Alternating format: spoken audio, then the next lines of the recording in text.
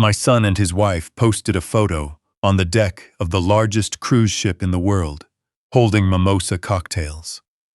The caption read, "Family vacation, just the three of us." In a way, they weren't lying. They brought their biological son, and they brought all their luggage. But they left my 8-year-old adopted granddaughter locked inside a pitch-black house with nothing but a single loaf of moldy bread and a note that said, "Be good." They thought I was just a retired old man who would never find out. They forgot that before I was a grandfather, I was a logistics commander in the United States Army. And my rule has always been simple: leave no one behind.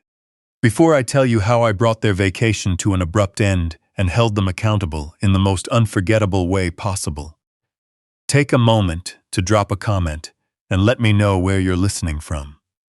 And if you believe family is defined by love rather than blood, hit that like button and subscribe. The red numbers on my digital alarm clock read 2:03 a.m. In my line of work, or at least the work I used to do, sleep was a luxury, not a right.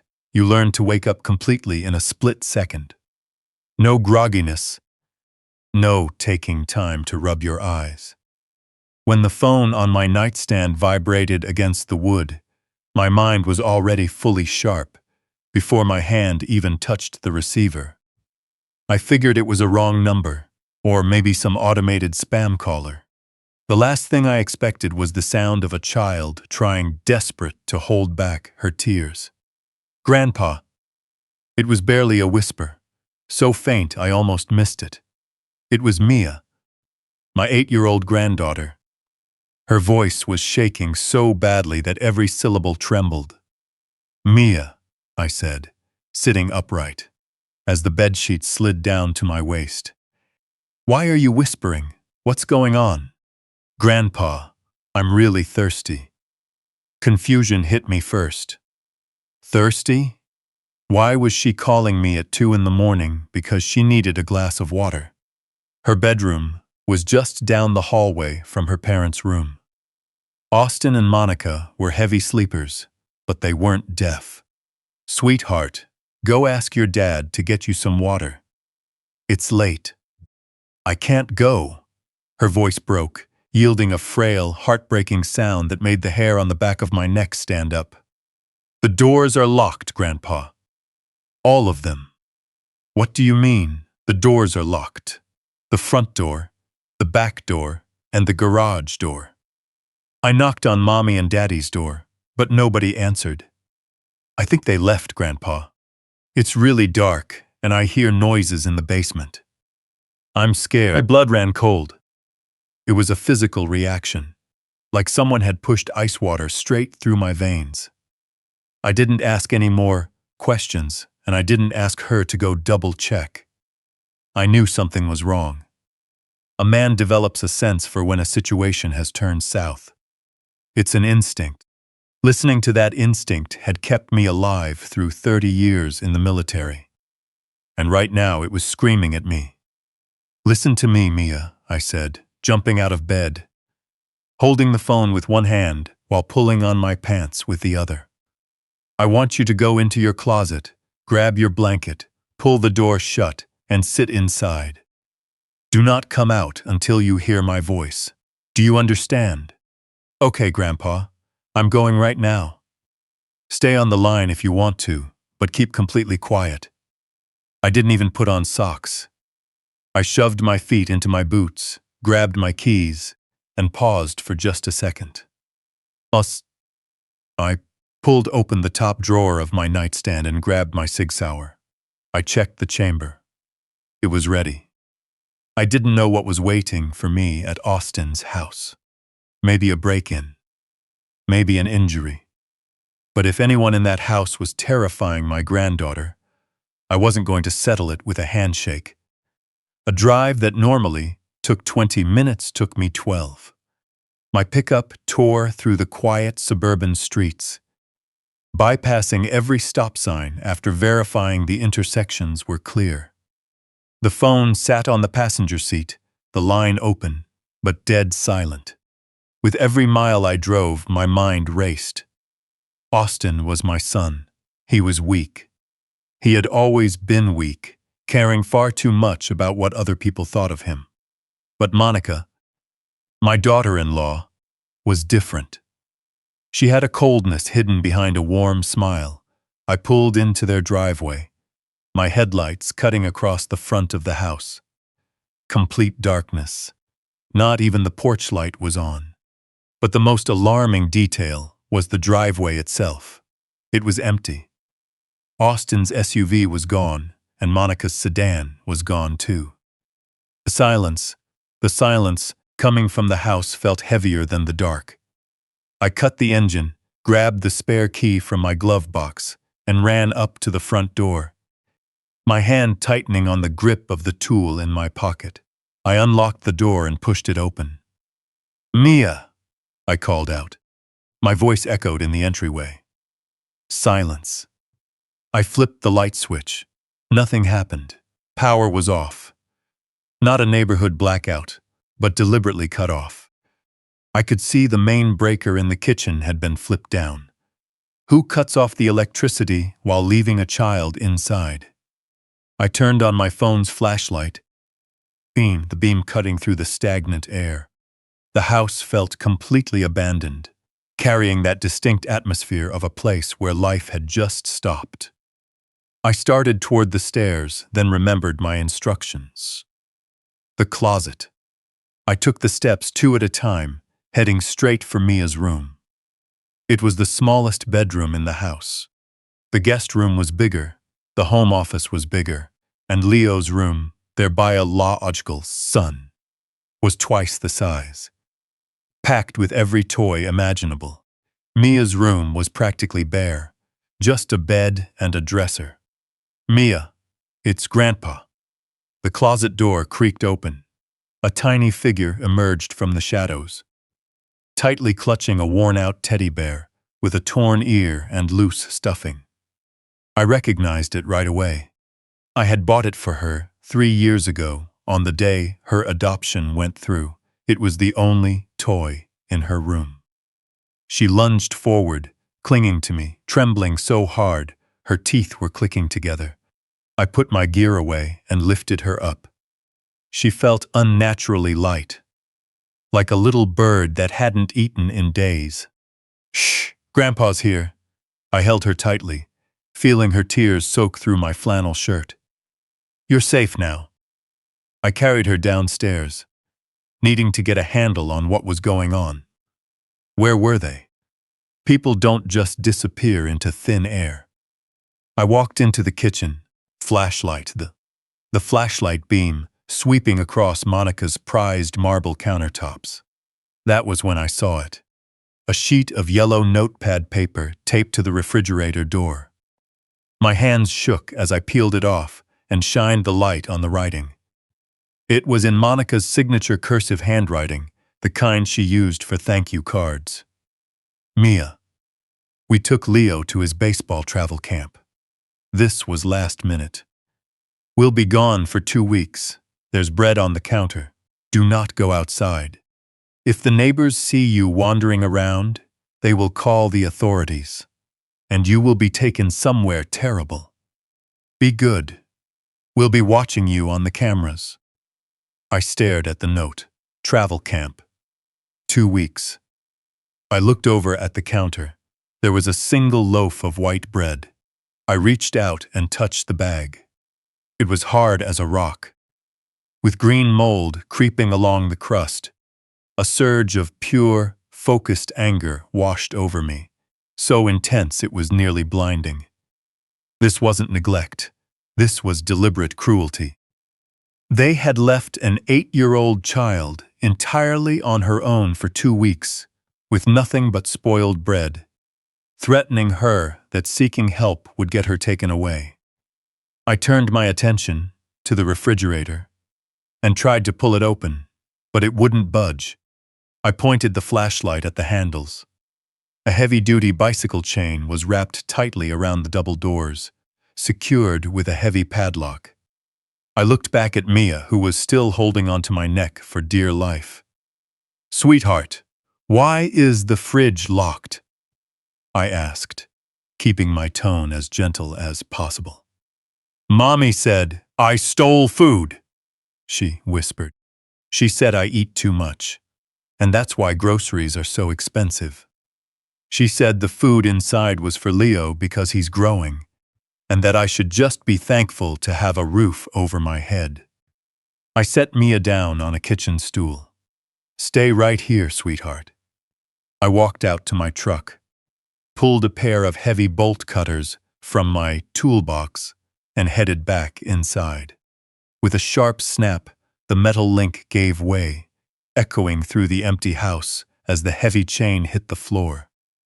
I pulled open the refrigerator doors. Because the power was off, the interior light didn't turn on, but my flashlight revealed everything. It was packed to the brim.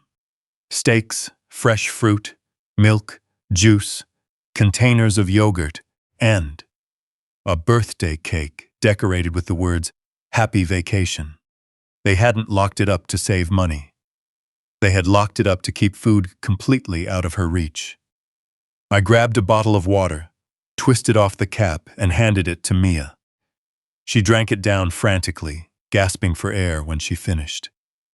"Let's go," I told her. "Go grab your bag. Actually, don't worry about packing anything. We'll buy you brand new clothes, better clothes. Leave all of this behind." I drove her back to my house. The drive back felt entirely different. The panic was gone, replaced by an intense, laser-focused mindset. The exact kind of focus I used to rely on when mapping out supply lines in high-risk territories.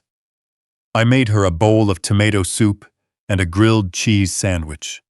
She ate like it was the best meal she had ever tasted, and with every bite she took, another nail was driven into the coffin of my relationship with my son.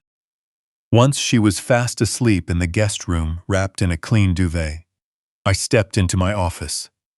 I didn't sleep. I couldn't. I sat at my mahogany desk and opened my laptop. I needed to know where they were. Travel camp was a lie. Austin hated baseball, and Leo didn't even play. I logged into social media. Austin's profile was completely blank. He was smart enough to keep a low profile. But Monica was a different story. She couldn't function without posting online. Her entire life was a performance, and she needed an audience. I opened her Instagram. Her profile was public. Sure enough, there was a post from 4 hours ago. A picture of the three of them. Austin in a linen shirt, Leo holding a gaming console, and Monica wearing a designer outfit, holding a glass of champagne. The background was unmistakable. Massive water slides, an ocean view. The caption read, "Peace at last, Royal Caribbean icon of the seas. 15 days of pure bliss with my boys. No distractions. Just us. Family first. Luxury living blessed. No distractions." That was what she considered Mia. A distraction. I zoomed in on the photo. They looked happy, completely relaxed, smiling brightly like people who thought they could walk away from their responsibilities without any consequences. I picked up my phone and called the airline. Having maintained top-tier loyalty status for 20 years, I knew how to navigate these systems. I told the representative I was Austin's father, looking to confirm their return flight details so I could pick them up, and provided his date of birth. It breached standard protocols, but the agent sounded exhausted, and my tone left no room for hesitation. "Oh yes, Mr. Slater," the agent said. "Tickets for Austin, Monica, and Leo Slater were booked 6 months ago. Round trip from Miami, first class. 6 months." I hung up the phone, my hand gripping the mouse so tightly the plastic creaked. This wasn't a sudden decision.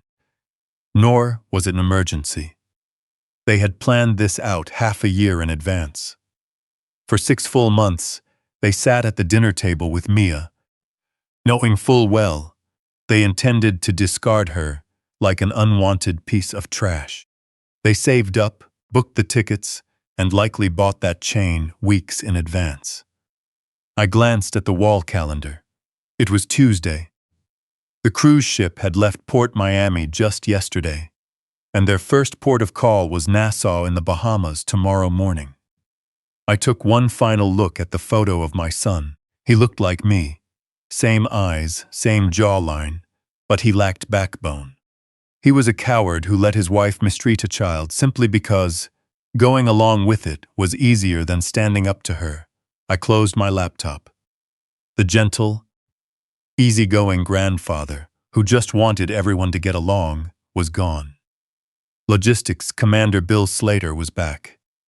I opened my safe, reaching past the stacks of bonds and property deeds to the very back where I kept emergency funds. It was a thick stack of $100 bills bound by rubber bands. My operational reserve. I counted out $10,000, then added another $10,000. I'm not just going to protect Mia, I whispered to the empty room. I am going to put an end to their vacation. I am going to hold them accountable. And then I am bringing my granddaughter home for good. I booked 2 one-way tickets to Nassau. The sun was just beginning to rise, painting the sky a deep red. It felt fitting. The automatic sliding doors pulled open, and the overwhelming noise of the airport terminal hit me instantly. Crying infants, the clatter of rolling suitcases sliding across the tile, and muffled flight. Delay announcements coming over the intercom. To most people, it was a chaotic mess, but to me, it was just another logistical puzzle waiting to be solved. I held tightly onto Mia's hand. Her palm was sweating. She was wearing a pink shirt we had grabbed from a 24-hour store on our way to the airport, since we left all her old things back at that house. It was a bit oversized, but she was clean and taken care of. And that was what mattered. We got into the check-in line, which snaked around barrier ropes for what felt like miles. Above us, the digital boards flashed flight updates. Miami to Nassau, departing in 2 hours. Time was tight, but in my experience, the best operations were the ones that gave you no time to overthink. I looked down at Mia. She was staring at her shoes, avoiding eye contact with the crowd. "Grandpa, are you sure we can afford this?" she asked softly. Mommy said airplane tickets cost $1 million. I gave her hand a gentle squeeze. "Your mother was lying. Mia, we're going." When we finally reached the counter, the customer service agent looked exhausted. Her name tag read Sarah, and she looked like she had already been yelled at 5 times that morning. I gave her my most professional, polite smile, the kind I used to save for generals and officials. 2 one-way tickets to Nassau, please. First class, if you have it. Mia's eyes went wide. First class? To her, that was something from a movie, not real life. Sarah typed away on her keyboard, her long nails clicking against the keys. She requested my passport and Mia's birth certificate, which I fortunately kept secure in my own safe. I handed them over along with my metal credit card, a card with a limit higher than most annual salaries. I had built my credit with the same strict discipline I used to build my career. Balance always cleared, never late. Sarah swiped the card and waited. I watched her closely, picking up on the tiny shift in her expression before she even spoke. She gave a subtle frown and tilted her head. "I'm sorry, sir," she said. The transaction was declined. The words hung in the air. Behind me, a man in a suit let out an audible sigh and checked his watch. I felt a slow heat rise at the back of my neck. Please try it again, I said calmly. There must be an error. That account has no balance. She nodded and swiped it once more, this time manually entering the numbers before hitting enter. After a long pause, she looked up at me with an expression that was worse than annoyance. It was pity. Sir, it was declined again. It says, do not honor. You might want to get in touch with your bank. The man behind me grumbled. Look, buddy, if you can't pay for the ticket, move aside. Some of us have places to be. I turned around slowly, keeping my voice completely level, and gave him a look I used to reserve for fresh recruits who forgot to polish their boots. It was a look that made it clear I had survived far worse than a missed flight. And he shouldn't push his luck. He shut his mouth immediately and looked back down at his phone. I stepped to the side of the counter, but I didn't leave. Mia was shaking beside me. Grandpa, did I do something wrong? She whispered. No, sweetheart. It's just a computer issue. Stay right here next to me. I pulled out my phone and dialed the priority support number on the back of the card. It picked up on the first ring. This is William Slater. Authorization code Zulu Tango 9. Why was my transaction declined? Mr. Slater. The voice on the line sounded polished and professional. We placed a hold on the account due to unusual activity. We noticed a major cash withdrawal at a branch counter yesterday afternoon that depleted your available liquid credit. Since it was processed in person, we assumed it was you, but the subsequent travel attempt flagged our risk systems. I froze. A cash withdrawal? In person? I didn't withdraw any cash, I said, my voice dropping an octave. How much? $25,000, sir. Processed at the Main Street branch. The teller verified the signature on file. I closed my eyes. The Main Street branch. That was where Austin worked. He wasn't just a customer there. He was the branch manager. He knew the tellers. He knew the procedures. About to kick out into the rain. And he knew exactly how to replicate my signature, having practiced it on report cards throughout his school years. That betrayal cut far deeper than the financial loss. This wasn't just theft. It was a deliberate move to cut off my resources. He had drained my available funds to finance his own luxury trip, making sure that even if I discovered what happened to Mia, I would be left completely stranded and unable to take action. He thought he had me trapped, cutting off my supply line completely. But he forgot who he was dealing with. Sir, would you like to dispute the transaction? The banker asked. No, I replied coldly. Leave it for now. I'll handle this myself. Here is the next part of the story, continuing the natural, immersive American voice-over narrative, optimized for long-form YouTube standard and completely safe for speech synthesis. I hung up the phone and looked back at Sarah, the customer service agent. She was already motioning for the rude businessman behind me to step forward. Excuse me, I said, stepping right back in front of him. I'm not finished. Sir, if the card is declined, there's really nothing I can do, Sarah said, her patience clearly wearing thin. I didn't argue, and I didn't beg. Instead, I knelt down on one knee right there on the polished airport floor. Mia gave me a confused look, while the businessman let out a sarcastic chuckle.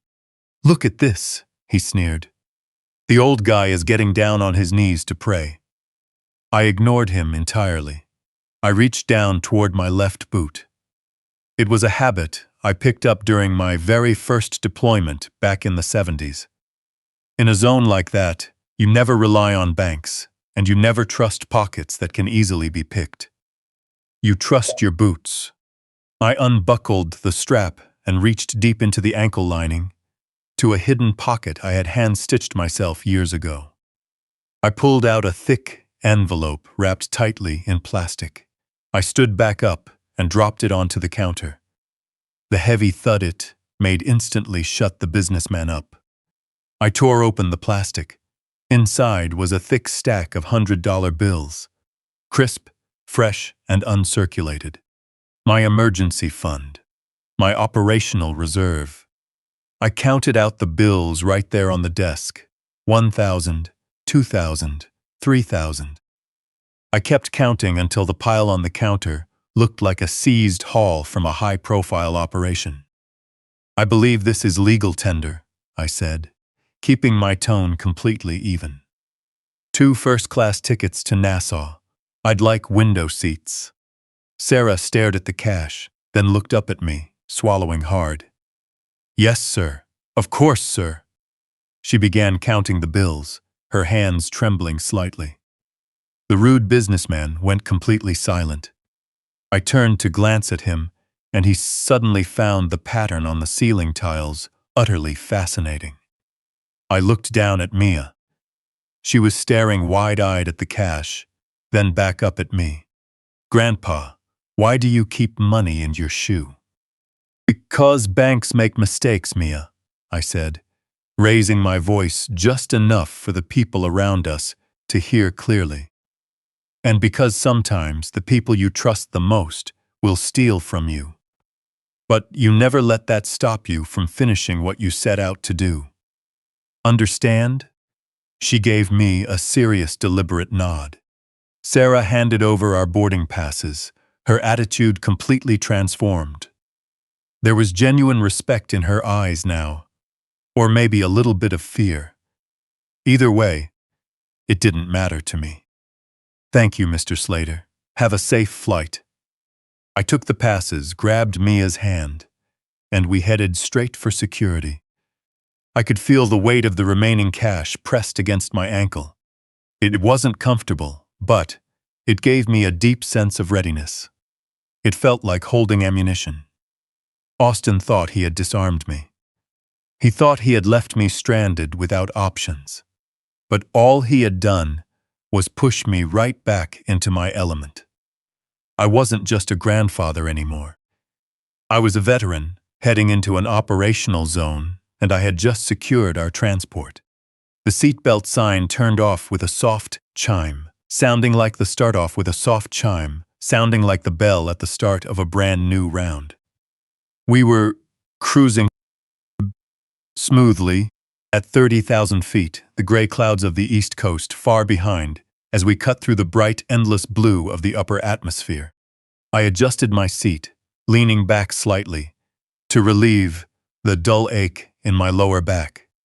A stiffness brought on less by age and more by the intense stress of the last 12 hours. Next to me, Mia sat stiffly in her leather chair.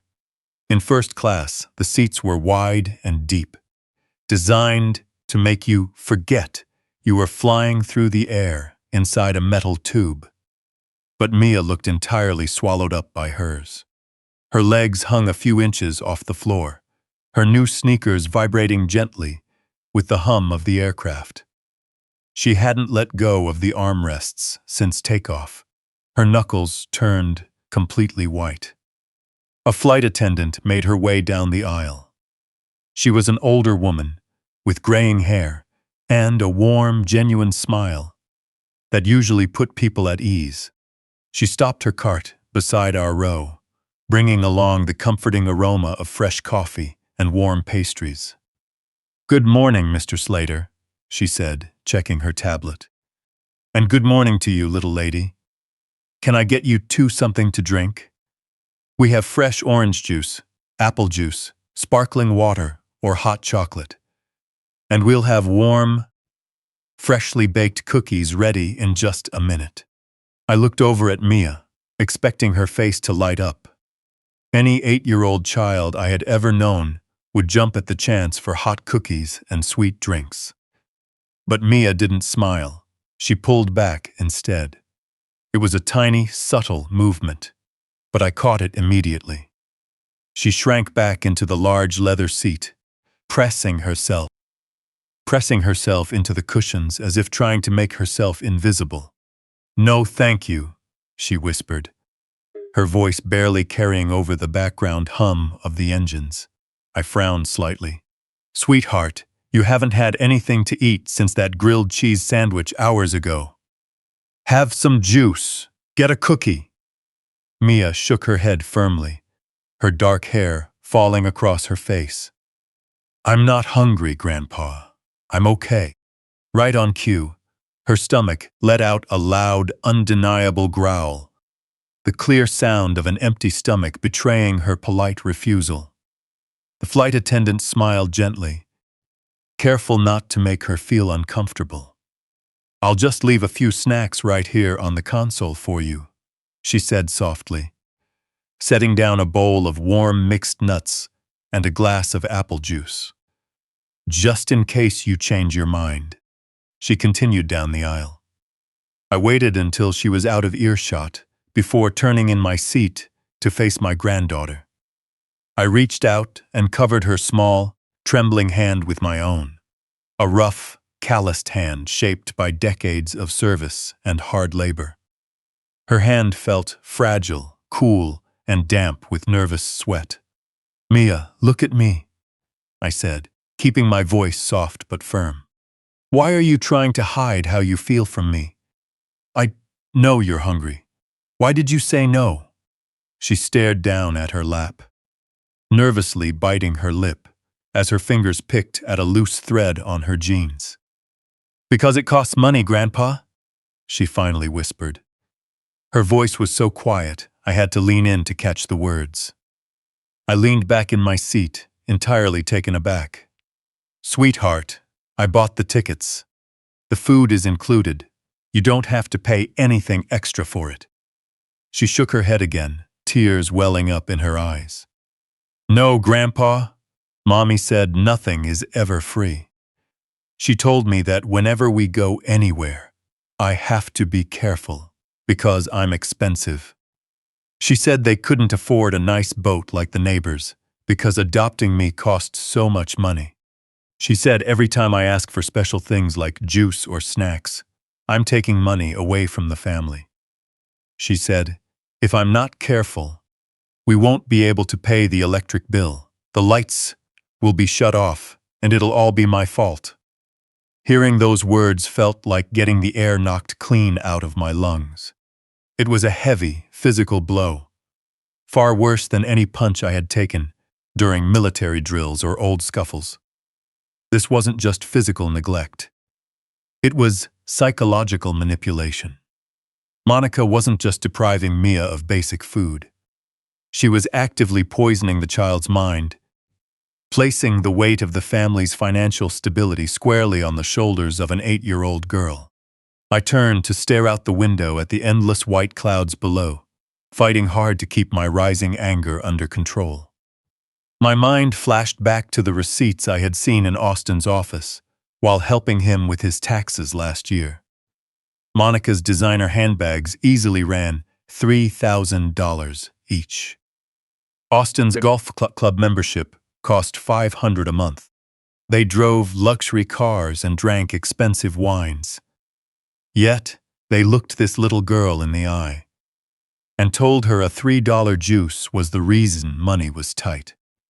They were conditioning her, making her feel like an unwanted burden who should be grateful for any crumbs handed to her.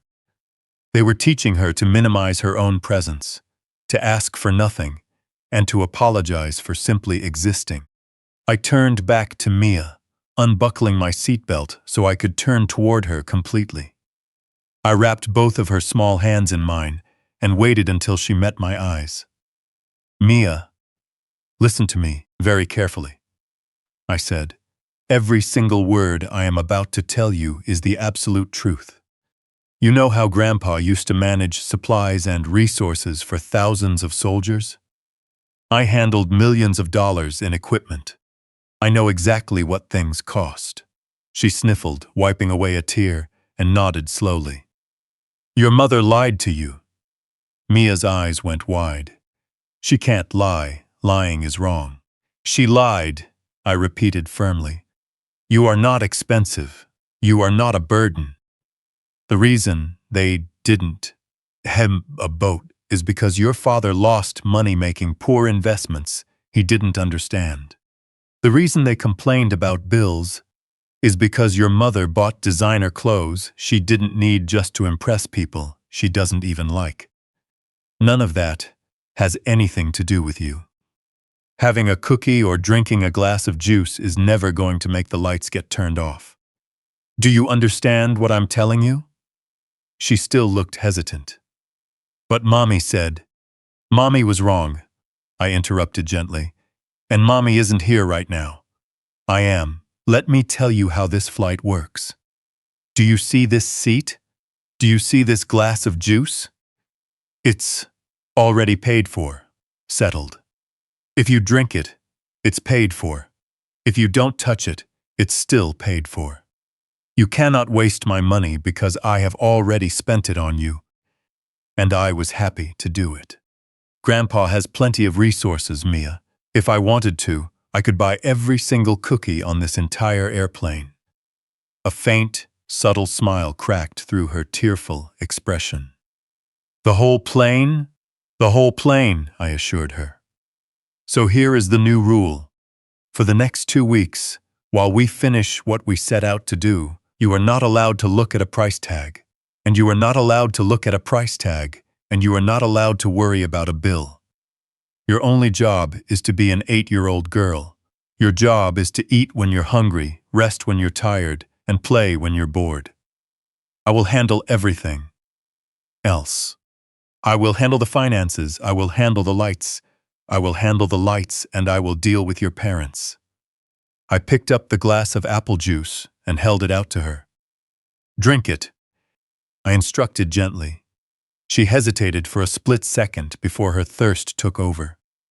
She took the glass with both hands and drank every last drop, wiping her mouth with the back of her hand when she finished. Good girl, I said. Now, press that blue button on your armrest. What does it do? She asked. Just press it. She pressed the button, and a moment later, the attendant returned to our row. How can I help you, sir? Need anything else? My granddaughter would like a warm chocolate chip cookie, I said. Actually, make it 2, and another juice. Do you happen to have ice cream back there? We have vanilla bean sundaes topped with warm fudge, she replied warmly. We'll take one of those too, I said, looking over at Mia. How does that sound? Mia looked from the attendant back to me, seeing the absolute determination in my eyes. She could tell I wasn't upset with her. I was standing up for her. Yes, please, she whispered. When the food arrived, Mia dug in with a level of intensity that broke my heart. She ate the cookies, enjoyed the ice cream, and finished the nuts. With every bite, I could see the tension leaving her tiny shoulders. The frightened, guarded posture was fading away, letting the real child beneath finally come out. I leaned back in my seat, watching her scrape up the last bit of fudge from the bowl, making a quiet vow to myself. They had spent years making her feel worthless. I had 2 weeks to set the record straight. Mia, I called softly. She looked up, a bit of chocolate on her cheek. Yeah, Grandpa? I want you to remember this feeling right now. Feeling full, safe, and cared for. Because from here on out, this is how your life is going to be. Nobody is ever going to lock food away from you again. Nobody is ever going to tell you that you're too expensive to be loved. Not while I still have breath in my body. She studied my face for a long moment, looking for any sign of hesitation. Then she gave a slow, trusting nod. Okay, Grandpa. Just then, the aircraft hit a patch of mild turbulence, dipping slightly as the seatbelt sign chimed back on. Mia gasped, reaching out quickly to grab my arm. I held her hand tightly, staying completely steady. I was her anchor, and I wasn't going anywhere. This minor rough patch was just the beginning. The real confrontation was waiting for us in Nassau, and I was fully prepared to walk right into it. The moment we stepped out of the air-conditioned terminal, the thick Nassau humidity hit us like a heavy blanket. It wasn't the pleasant warmth of a tropical getaway. It was a smothering heat mixed with fumes, warm asphalt, and the dense crowd of people packed into the port area. We flagged a taxi to take us down to the cruise docks. The driver tried to make conversation about the weather and local shops, but I kept my focus sharp, watching the colorful island scenery pass by the window while holding Mia's hand in the back seat. My mind was strictly on the timeline. Icon of the Seas had docked early at 7 a.m. and was scheduled to set sail again at 5 p.m. It was currently 11:30 a.m. That gave us under 6 hours to locate them, face them directly, and leave before the vessel headed back out to open water. When we pulled up to Prince George Wharf, the place was absolute chaos.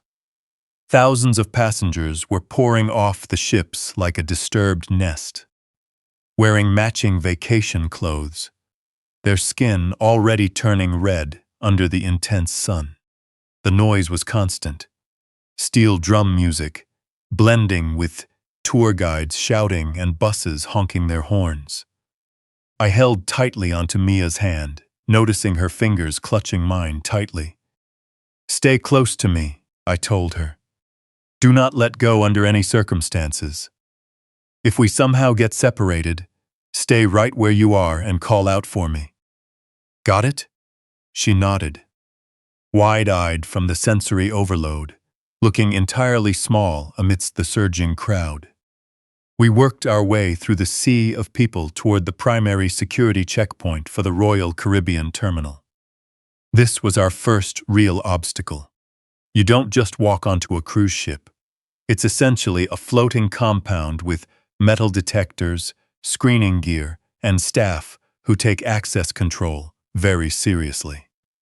I approached the main entrance, where a tall guard in a crisp white uniform raised a hand to block our path. He looked worn out and entirely uninterested in hearing excuses.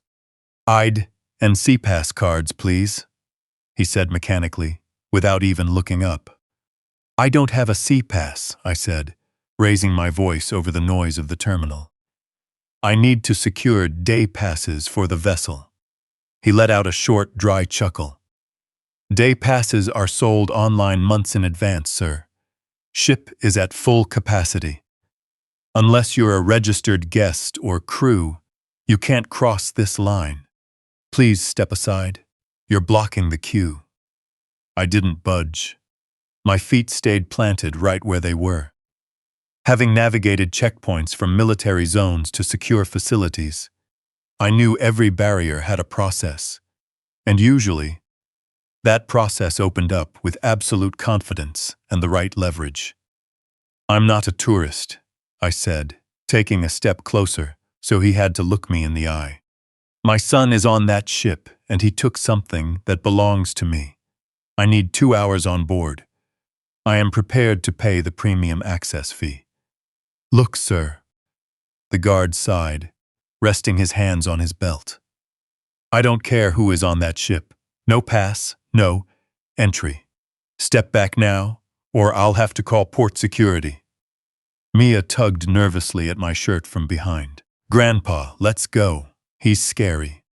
I looked at the guard, then watched the steady stream of passengers scanning their plastic cards to walk right through. I knew that following standard procedure was fine when you had time, but time was the one thing I didn't have.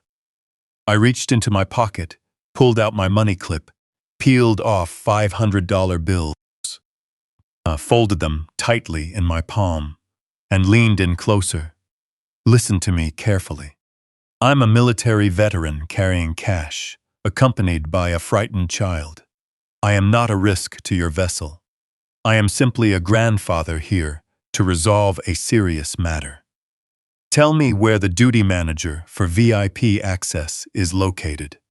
I know every vessel reserves allocations for late arrivals, local officials, and urgent family matters. I slipped the neatly folded bills into his hand, a smooth, natural motion refined over decades of dealing with strict gatekeepers in complex situations. He glanced down at his hand, then looked at Mia, taking in her nervous expression before looking back at the resolve in my eyes. The rigid, bureaucratic wall in his posture softened just a bit. "Head to the blue tent on the far left," he muttered quietly, pointing away from the main crowd. "Ask for Mr. Henderson. Tell him you're looking for a temporary guest pass. But if he asks, you didn't get that from me." "Understood," I said. I guided Mia away from the main line and walked straight toward the blue tent. Mr. Henderson turned out to be an ambitious young manager in a sharp suit who looked like he was eager to climb the corporate ladder. He started giving me the standard speech about ship capacity, but as soon as I placed $2,000 in cash on his desk for temporary visitor credentials, he managed to find an administrative exception in his system. Processing the badges, scanning our passports, and getting temporary clearance took 20 long minutes. Finally, he handed over 2 lanyards holding plastic visitor passes. "These credentials are valid until 4:30 p.m. sharp," he warned. "If you aren't off the ship by then, you'll be taking an unscheduled trip to Mexico." I placed the lanyard over Mia's neck. It hung quite low on her small frame. We walked down the long, covered gangway as heat radiated off the concrete below. Then, as the gangway opened up, the full scale of the ship came into view. Icon of the seas, it wasn't just a ship, it was a massive, floating city. A towering monument to pure indulgence. It rose 20 decks high, completely blocking out the sun, painted in bright white and teal, with massive water slides twisting around the upper decks. It was huge, loud, and flashy. Exactly the kind of place someone like Austin would use to pretend the real world didn't exist. I stared up at the thousands of balconies lining the side of the hull.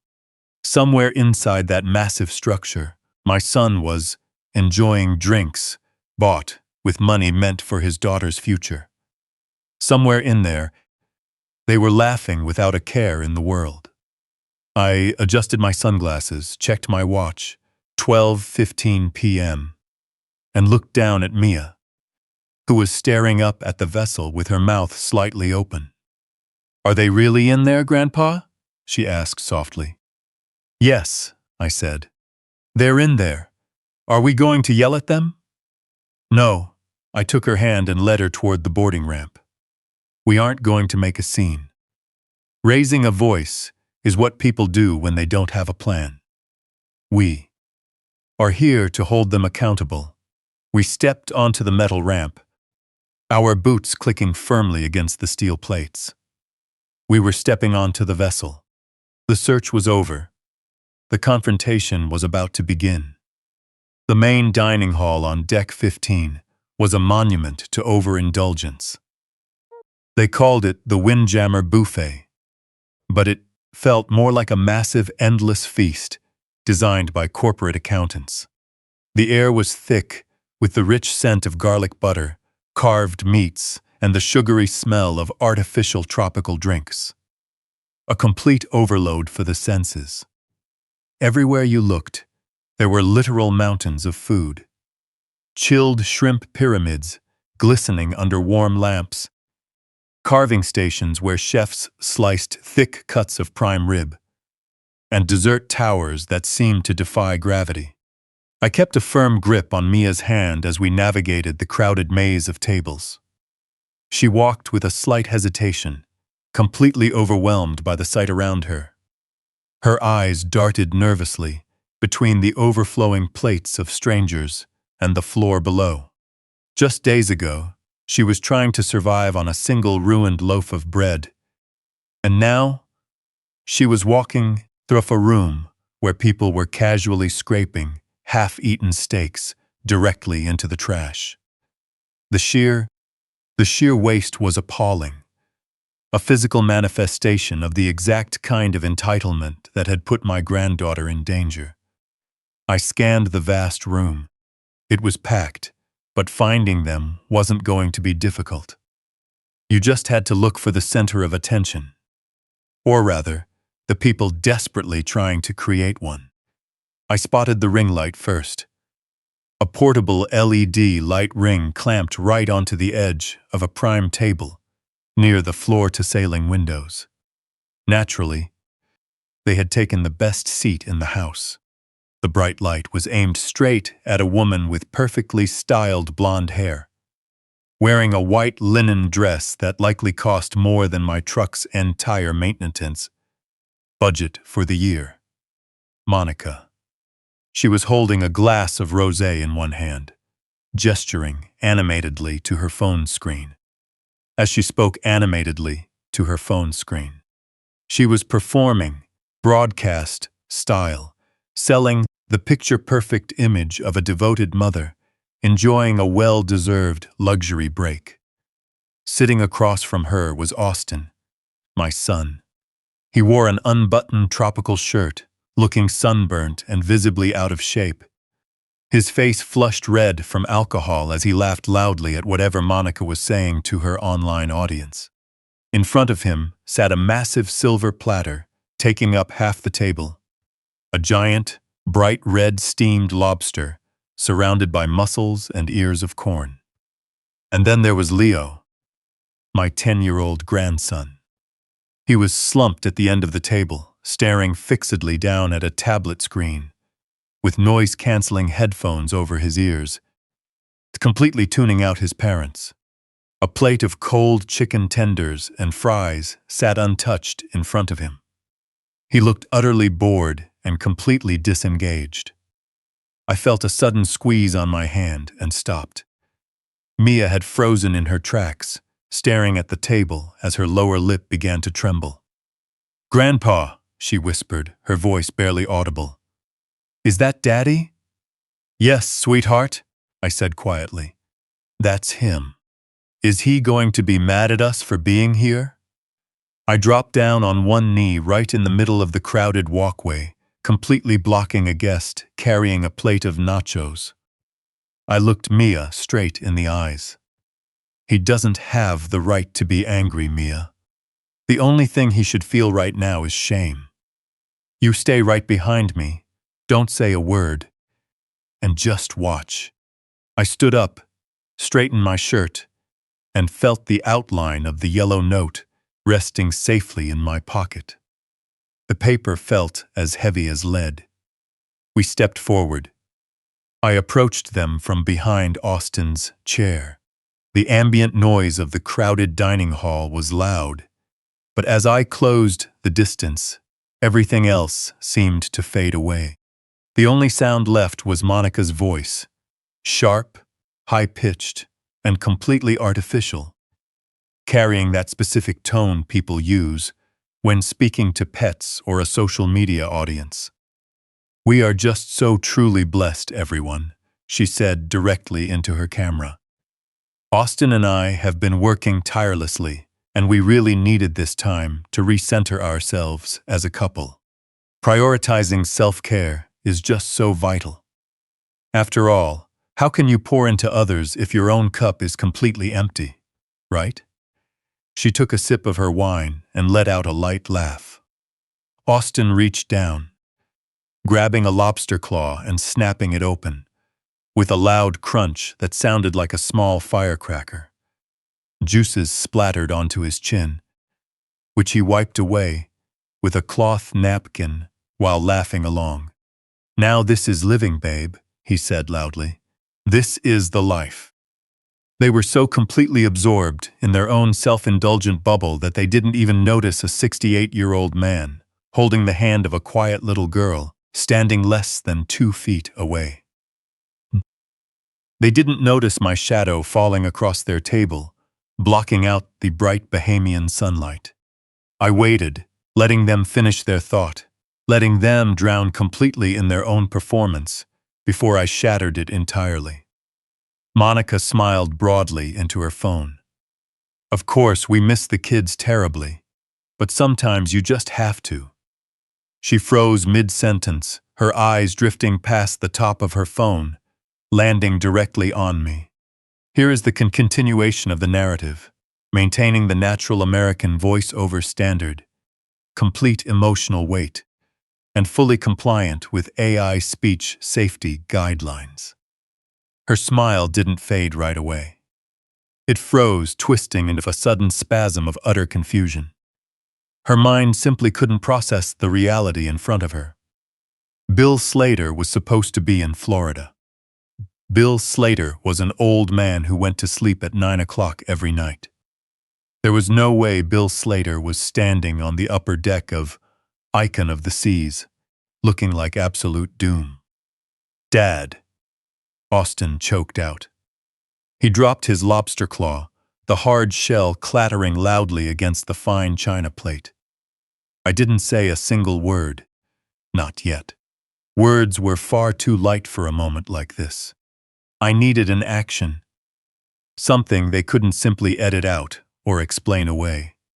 I reached slowly into my jacket pocket, my movements deliberate and steady. Austin winced, recoiling as if I were pulling out a weapon. In a very real sense, I was. I pulled out the yellow piece of notepad paper, the jagged edges still holding traces of tape from where I had torn it off the refrigerator door. I unfolded it carefully, smoothing it out in my hands. Monica's phone was still recording. The live comments were likely racing across her screen, with thousands of viewers asking who this furious older man was. She didn't move to stop the stream. She sat there completely paralyzed. I took one step forward and slammed the paper down right in the middle of Austin's plate. It landed directly on top of the steaming lobster tail, the melted butter immediately soaking into the yellow fibers, turning them translucent. Yet the message written in Monica's sharp handwriting remained perfectly clear. "Be good." An absolute, heavy silence fell over the table. Even Leo looked up from his tablet, pulling off one side of his headphones. "Grandpa?" Leo called out. "Mia?" Austin looked down at the note, then slowly raised his eyes to meet mine. The deep sunburn on his face drained away, replaced by a sickly, pale white. He opened his mouth, but no sound came out. He looked like a fish washed ashore, desperately gasping for air. I leaned down close, placing both hands firmly on the edge of the table, towering over him. I could smell the expensive cologne he was wearing, a scent used to cover up his own weakness. "I hope the lobster is good, son," I said, my voice low, but carrying the heavy weight of a sledgehammer.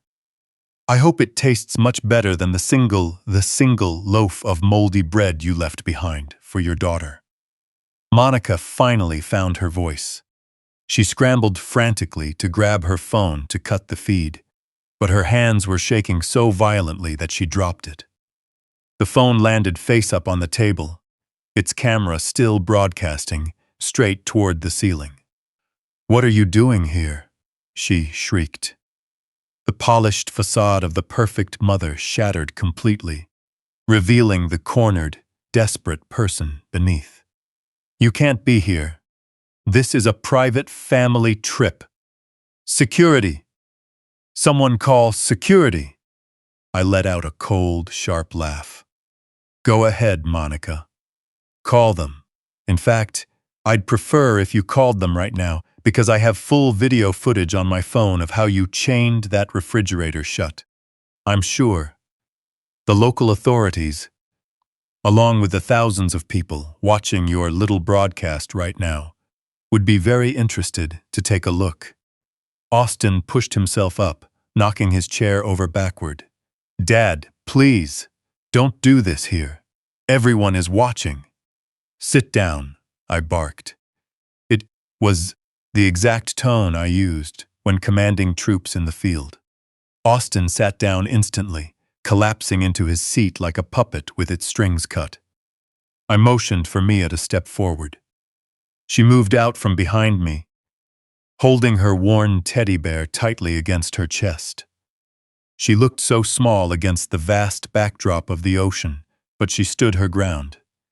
"Look at her, Austin," I said, pointing directly at Mia. "Look at your daughter. You told her you were taking Leo to a camp. You told her bringing her along was too expensive. You left her in the dark to fend for herself while you sat here cracking open seafood and enjoying fine wine." Austin couldn't bring himself to look at her, staring fixes at the tablecloth instead. "I didn't realize, Dad," he muttered weakly. "Monica said she arranged for someone to check in. She said everything was taken care of." "Lie." I slammed my hand down on the table, making the silverware jump. "I saw your messages, Austin. I saw the bank records where you forged my signature to take money out just to pay for this luxury trip. You knew exactly what you were doing. You took my funds and you abandoned her." I picked up the platter, butter, dripping onto the white linen tablecloth, and held it up, taking in the absurd luxury of it all. Then I looked at the yellow note sticking to the food. "Be good." I read the words out loud for everyone nearby to hear. I set the platter down hard on the table. The plate cracked right down the middle, the sharp sound echoing through the surrounding dining area. The casual chatter around us died down instantly. Heads turned from every direction, and the entire room fell dead quiet. "We are taking Leo," I said firmly. "And we are taking Mia. You two can finish your meal. But when you get back to Florida, I guarantee there will be a legal outcome waiting for you that you won't be able to run from." I turned toward Leo. "Pack your things, son. We're moving to another room." Leo didn't hesitate for a single second. He grabbed his tablet, stood up, walked around the table, and stood right beside Mia.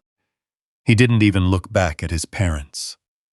Austin buried his face in his hands. Monica stared blankly at the shattered plate, where the yellow note floated in a pool of butter and broken china. "Enjoy the rest of your cruise," I said coldly. Taking Mia's hand in my left and Leo's in my right, I turned my back on the ocean view and walked away from that table, leaving them standing amidst the ruin of their own selfish choices. The suffocating silence that followed the cracking of that plate lasted for 3 full seconds. In the military, we used to call that the pause before the storm. That brief, breathless moment where the reality of an ambush sets in right before survival instincts kick into overdrive. I half expected Austin to speak up, to apologize, to plead, or even to lash out. But he did nothing. He just shrank into his patterned shirt like a spineless jellyfish, a man terrified of facing consequences. Monica, however, was no jellyfish. She was a viper, and I had just stepped directly on her ego in front of her online audience. She didn't start crying right away. First, her eyes narrowed. She glanced at her phone, still recording face-up on the table, and then looked around at the dumbfounded faces of the nearby diners. She realized her carefully crafted image of the perfect family was crumbling fast. She had 2 choices: admit to what she had done, or turn me into the aggressor. She chose to make me the villain. "Help!" she shrieked. It was a piercing, dramatic scream designed to instantly trigger the protective instincts of everyone in the room. "He's trying to take them. He's taking my children. Someone help me, please!" She lunged across the table, knocking over the ice bucket. Ice and water spilled everywhere, soaking the tablecloth and splashing onto the floor. She didn't care. It was all part of the act.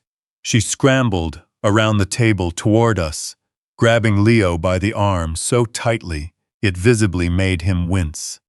"Let go of him," she hissed at me, then looked up at the gathering crowd as tears suddenly poured down her face. "Please, somebody help. He's out of his mind. He's having an episode." The atmosphere in the room shifted instantly. Just a moment ago, I was a grandfather confronting a wrong. Now, to the uninformed bystanders, I looked like an irrational old man trying to pull two terrified children away from a sobbing mother. I could feel the pressure rising as hostile glares directed at us from the surrounding tables. "Monica, that's enough," I said, keeping my voice low and controlled. "Don't make this any worse than it already is." She ignored me completely, turning toward a heavily built traveler with sunburned shoulders at the next table. A man who looked like he had been waiting his whole life to play the hero. She sobbed hysterically. "He has severe memory loss," she cried, pointing a trembling finger at me. "He thinks it's 20 years ago. He broke into our home and took my daughter. Look at her. Look at how scared she is. Mia, come to mommy, sweetheart, hurry. Don't let him hurt you." Mia froze completely. Her small hand grew sweaty in mine. She looked at Monica, then up at me. She was terrified, not of me, but of the woman who had locked her in the dark. To the crowd, however, her fear looked like a victim being controlled. I gave her hand a gentle squeeze. "Stay right beside me, Mia," I whispered. "Hey, pal." The sunburned traveler stepped forward, blocking my path completely. He wiped his mouth with a napkin and stepped right into my space. "Let go of the kids."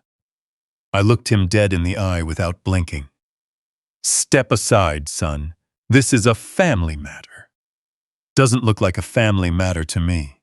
Looks like you're harassing this woman," he said, puffing out his chest.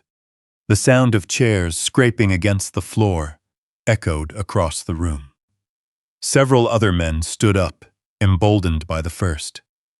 A wall of strangers was forming between us and the exit. Dozens of phones were pulled out, recording every second. I could already see the misleading headlines in my head. I turned my focus back to Austin, who was still sitting at the table, nervously picking at his fingernails. "Austin!" I barked. "Tell them! Tell them who I am! Tell them what you did!" Austin raised his head, his eyes darting anxiously around the room, taking in the angry crowd, his wife's dramatic performance, and the path of least resistance. He knew that if he backed me, he admitted to a serious crime. If he backed Monica, he played the victim. "Dad, please," Austin said, his voice trembling just enough to sound like a heartbroken son. "Just let the kids go. We can get you help. I told you we'd pay for a proper care facility. You don't have to do this." That betrayal was so sharp, it almost made me laugh out loud. He was doubling down, using the old line about a care facility. The very lie he had used to try and take my property. To discredit me right here. Murmurs of agreement rippled through the crowd. "That's so sad. He needs professional care. That poor family." Monica saw her advantage and took it.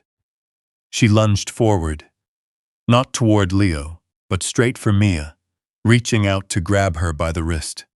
"Keep your hands off her," I growled, stepping firmly between them. "Do not touch her." Monica shrieked and recoiled dramatically, as if I had struck her, turning toward the recording phone cameras. "Did you see that? He hit me. He just put his hands on me." I hadn't touched her at all. I had simply blocked her path. But in the court of public opinion, facts didn't matter as much as the angle of the camera. Suddenly, the dining room doors swung wide open. "Security! Clear the way! Step aside!" 4 uniformed officers strode into the room. These weren't the gate guards I had spoken to earlier. This was the ship's primary security detail, equipped with restraint gear and tactical radios. Moving with trained coordination, they assessed the scene in seconds.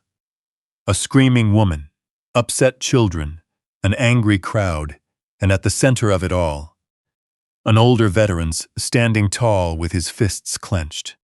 "Sir," the lead officer said, stepping forward. A thick-necked man with a radio strapped to his shoulder. His hand rested near his belt. "I need you to step away from the miners and step back from this family immediately." "I am the family," I stated calmly. "I am their grandfather. These children are in danger with these people." "Sir, I won't ask a second time. Release the children and keep your hands where I can see them." I looked down at Mia. If I refused to cooperate now, Monica would take her. They would drag her back to a room, use psychological pressure to convince her I was out of my mind, and by the time we reached Miami, their version of the story would be locked in. If I fought back physically, I would be subdued, restrained, and processed as an aggressor. I would lose all legal ground and end up looking like a violent offender. It was a complete tactical trap, and Monica knew it. She was hiding her face behind her hands, pretending to weep, while watching me with a triumph in her eyes. I made a swift calculation. I had to de-escalate physically to win legally. "It's okay, Mia," I said softly, dropping down on one knee so I was eye level with her. "I am not leaving you, I promise. But I need to talk to these officers. Go stand right next to Leo, and don't let anyone take you out of this room." I let go of her hand. It felt like letting go of a lifeline. I stood up slowly and raised both hands, palms open. "I'm cooperating," I told the officer. "I am unarmed. I hold valid access credentials for this vessel." The lead officer moved in quickly, turning me around against the edge of a serving station. I felt the sharp pull of plastic restraints securing my wrists behind my back. "You're hurting him," Leo yelled out, breaking his silence and slamming his tablet onto the table. "Stop it. Grandpa didn't do anything. Mommy is lying." The crowd went quiet. The clear voice of a child always cuts through the noise. "Leo, sweetheart, shh." Monica rushed toward him, trying to pull him close. "Grandpa is sick, honey. He isn't feeling well today. Don't listen to." "She's lying," Leo shouted, pushing her away with enough force to shock everyone standing near. "We abandoned Mia. We left her locked in the house with no food. Grandpa came to save her." Monica's face drained of color completely. The sunburned traveler, who had blocked my path, looked utterly confused, staring back and forth between Leo and Monica. "What did that kid just say?" Someone in the back called out. "Officer," I spoke up, my voice steady even as I stood restrained. "Check my pocket." The front pocket of my shirt. The officer hesitated for a moment. "Do it," I instructed firmly. "Unless you want to be named in a wrongful restraint claim when the full facts come to light." The officer reached into my pocket and pulled out the yellow note, the paper stained with butter but still entirely readable. "Read it," I said. "Read it out loud." The officer looked down at the paper, reading the handwriting. "Mia, we took Leo to his baseball travel camp. Be good. We'll be watching you on the cameras." He frowned, turning his gaze toward Monica. "Ma'am, is this your handwriting?" Monica stammered, her eyes darting around the room frantically. "No. I mean, yes. But he made me write it. He forced me. He's extremely controlling. He threatened us, which is why we had to come on this cruise to get away from him." It was a terrible lie. A desperate, absurd claim that the crowd didn't buy for a second. Nobody takes a luxury cruise to escape an aggressor while leaving a young child behind in the very house they fled. I turned my head to look directly at Austin. "Austin," I said, "this is your absolute last chance. Look at your son. Look at Leo. He's 10 years old, and he has more courage in his pinky finger than you have in your entire body. Are you going to let your wife lie to security? Are you going to let your father be restrained for protecting your daughter?" Austin stared at me, sweat pouring down his face. He looked at the restraints on my wrists, then back at the security officers. Austin started, his voice cracking. "Shut up, Austin!" Monica hissed. "Don't say a single word!" Austin's mouth snapped shut. He lowered his head and stared blankly at his shoes. I closed my eyes. The physical discomfort of the restraints was nothing compared to the deep disappointment of that silence. My son was gone. The boy I had raised, taught to ride a bike, and coached through life was completely gone. All that remained was an empty shell, driven entirely by fear and selfishness. "Fine," I said, opening my eyes. "Officer, I have clear evidence, digital recordings. I have time-stamped security footage from their home from 2 nights ago at 9:30 p.m.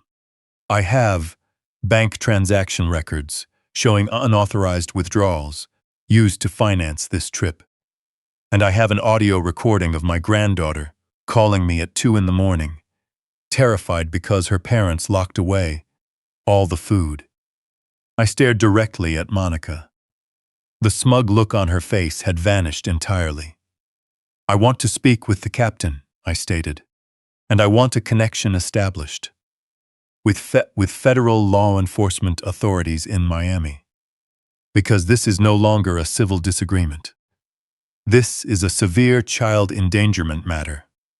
The officer looked at the note once more, then looked at the small, frightened girl holding tight to her older brother, and finally at the woman in the designer dress who had suddenly gone completely silent. "Take those off him," the officer ordered his partner. "But keep everyone right here. We are taking this straight to the bridge." The plastic restraints were cut, and I rubbed my wrists. I didn't celebrate, and I didn't smile. I simply walked over to Mia and Leo, placing a protective hand on each of their shoulders. "Let's go," I told them softly. Escorted by security, we walked out of the dining hall.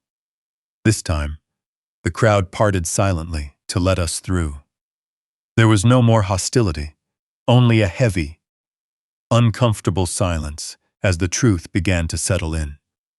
They didn't know every detail yet, but they knew one thing for certain. The illusion was shattered. The vacation was over, and the real reckoning had just begun. The head of security held my smartphone, as if it were an unexploded device. The screen had a hairline crack in the corner, a memory from when I had dropped it in my rush to get to Mia. But the display was crystal clear. I had turned the brightness all the way up, making sure every single pixel displayed their actions without a shadow of a doubt. I used my thumb to unlock the device. My hands were completely steady now. The initial surge of adrenaline from the physical confrontation had cleared, replaced by the cold, methodical focus required to complete a mission. I opened the cloud storage app connected to the home security system and selected the footage recorded 2 nights prior at 9:30 p.m. "Turn the volume all the way up," I told the officer. He pressed the side volume button, and the video began to play, the timestamp in the corner, recording every second of their decision. It was a wide-angle view covering the kitchen and living room. In the frame, the house was fully lit, with suitcases neatly packed by the front door. Monica walked into the frame wearing a white travel outfit, looking energized and excited. In her hands, She carried a heavy length of metal chain and a padlock. Austin followed right behind her, looking visibly nervous as he paced back and forth. "Are you completely sure about this, Monica?" Austin's voice came through the speaker, slightly distorted, but unmistakably his. "What if there's an emergency? What if she needs to get out?" "She'll be perfectly fine, Austin. Stop being so paranoid." Monica's voice rang out sharp and dismissive. "She's not going to starve. There's a loaf of bread on the counter. After the mess she made on my rug, this is more than generous. Besides, if we leave the fridge open, she'll eat through everything. You know. She has no self-control. I am not coming back to a wiped-out kitchen." On the small screen, Monica proceeded to wrap the heavy bicycle chain around the handles of the stainless steel refrigerator. The metal clanked loudly against the appliance as she pulled it tight, once, twice, 3 times. Then, with a sharp click, she secured the heavy padlock, giving it a hard tug to test the hold. "Perfect," she said, dusting off her hands. "Now let's get moving. The ride is here. Make sure you lock her bedroom door from the outside. I don't want her wandering around while we're away." The video ended, and the security chief lowered the phone. He stared at the black screen for a long, heavy moment before raising his eyes to look directly at Monica. His expression had transformed entirely. The neutral, professional distance was gone, replaced by pure, unadulterated disgust. The kind of look reserved for something vile picked up on the bottom of a shoe. "Is this authentic?" he asked, his voice low and dangerous. Monica opened her mouth, but no sound came out. She looked frantically around the room, searching for an ally, searching for anyone who might still buy into her act. Position had shifted completely. The passengers who had been ready to tackle me moments ago were now staring at her in sheer horror. Mothers in the room pulled their own children closer. The sunburned traveler who had blocked my path backed far away from Austin, as if avoiding something toxic. "You locked a child inside a house," the traveler said, breaking the dead silence, his voice shaking with anger. "You chained a refrigerator shut." "That was taken out of context," Monica shrieked, her voice reaching a frantic, shrill pitch under the immense pressure. "You don't understand. She has an eating issue. The doctor told us we had to strictly regulate her food. It was for her own well-being." "You're a liar," a woman at a nearby table snapped, standing up, trembling with rage. "I'm a practicing pediatrician, and no doctor on this earth would ever prescribe a padlock and a loaf of bread for an 8-year-old child. You are a monster." "Unbelievable," another voice called out. "Call the police," someone else shouted. The room erupted entirely. The quiet whispers turned into an overwhelming wave of public condemnation. Phones were raised again, but this time they weren't filming an upset grandfather. They were documenting a clear case of child endangerment. They were recording the total downfall of a self-proclaimed perfect family. Austin shrank back against the window, looking as if he wanted to sink right through the floor, pulling at his collar as sweat poured down his face. "Dad," he pleaded in a hushed whisper. "Dad, please make them stop." "You made your choices, Austin," I said firmly. "I told you how this would end. I told you I would see this through."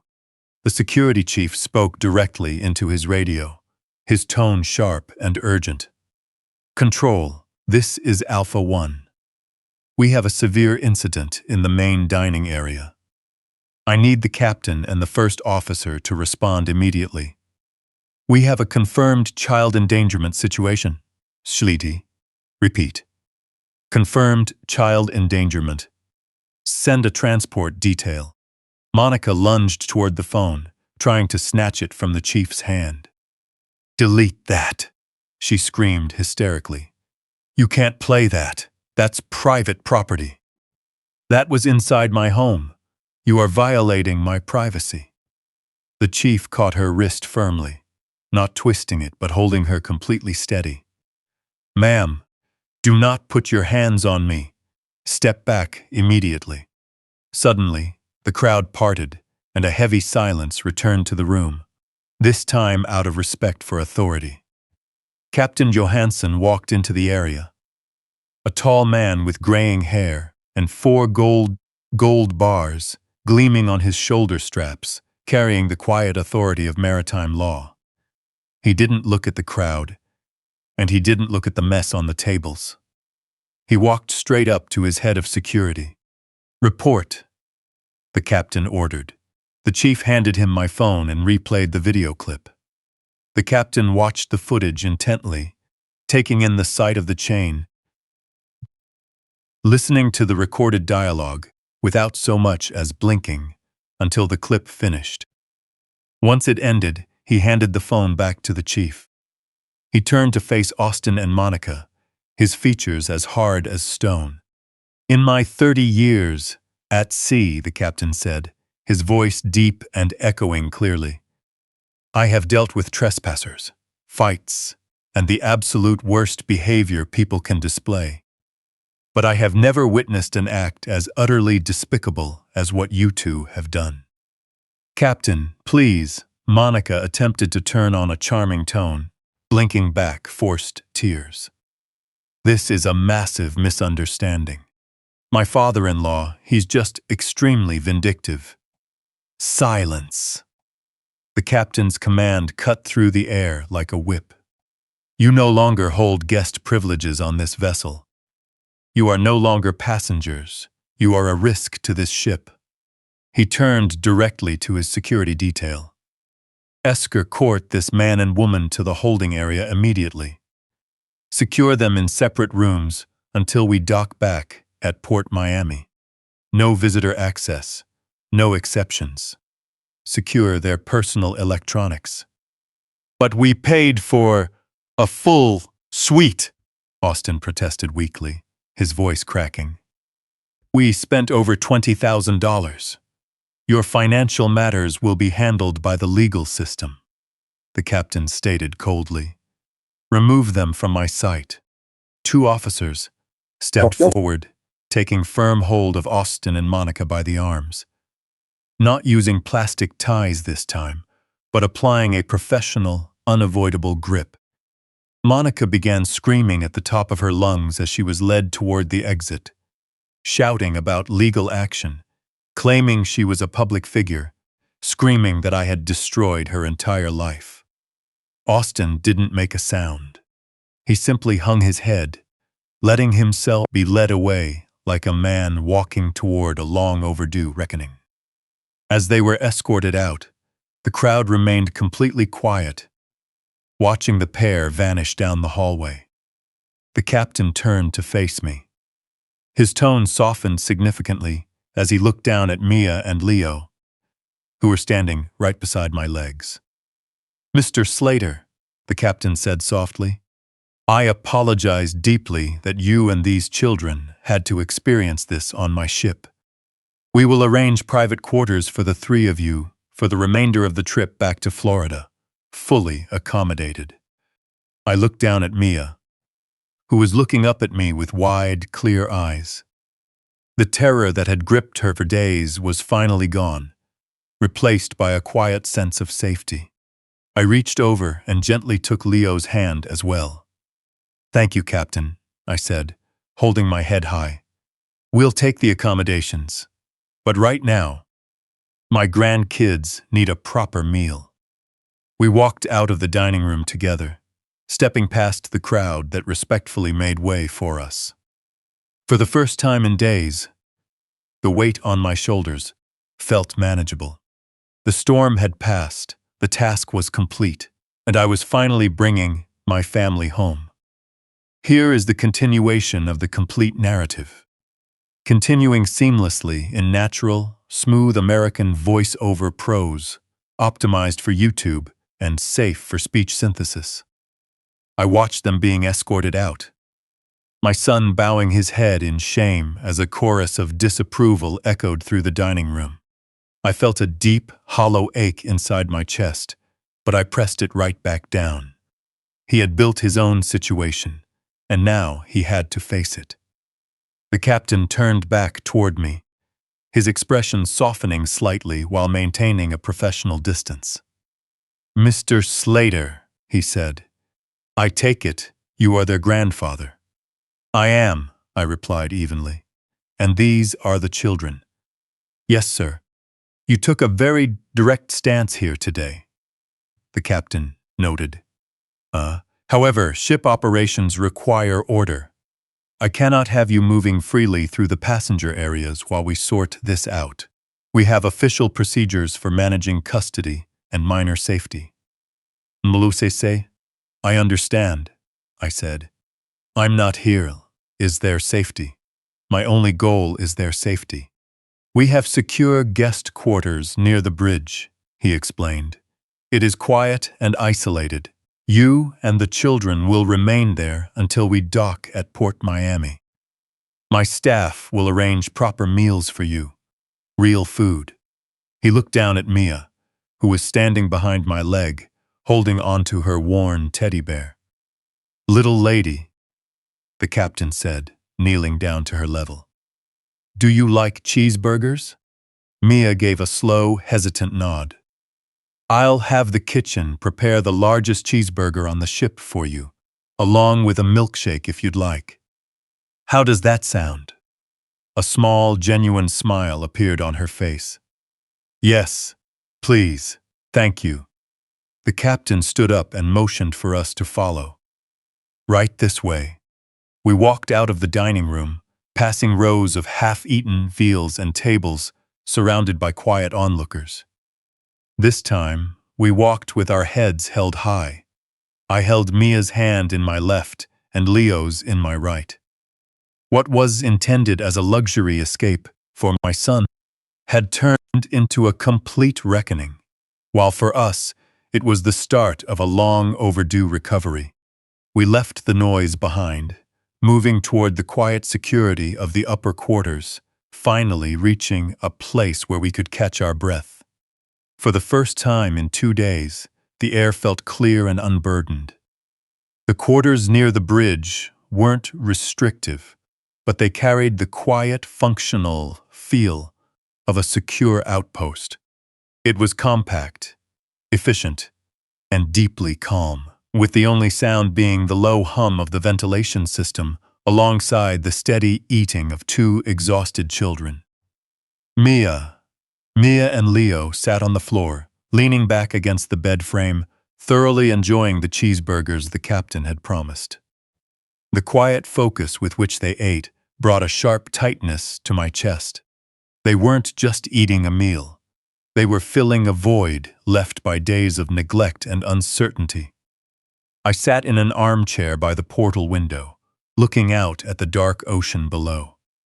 Under the night sky, the water looked like a deep, endless expanse.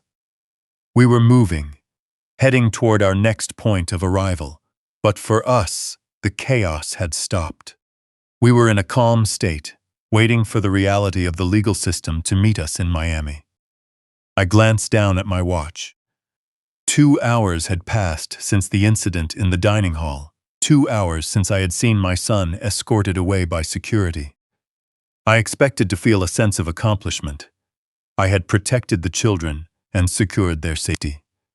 But all I felt was a heavy, quiet exhaustion. It was the specific kind of fatigue that comes when you realize that someone you raised has chosen a path entirely devoid of responsibility. A light knock sounded at the door. I tensed up instantly, expecting the captain or room service returning for the plates.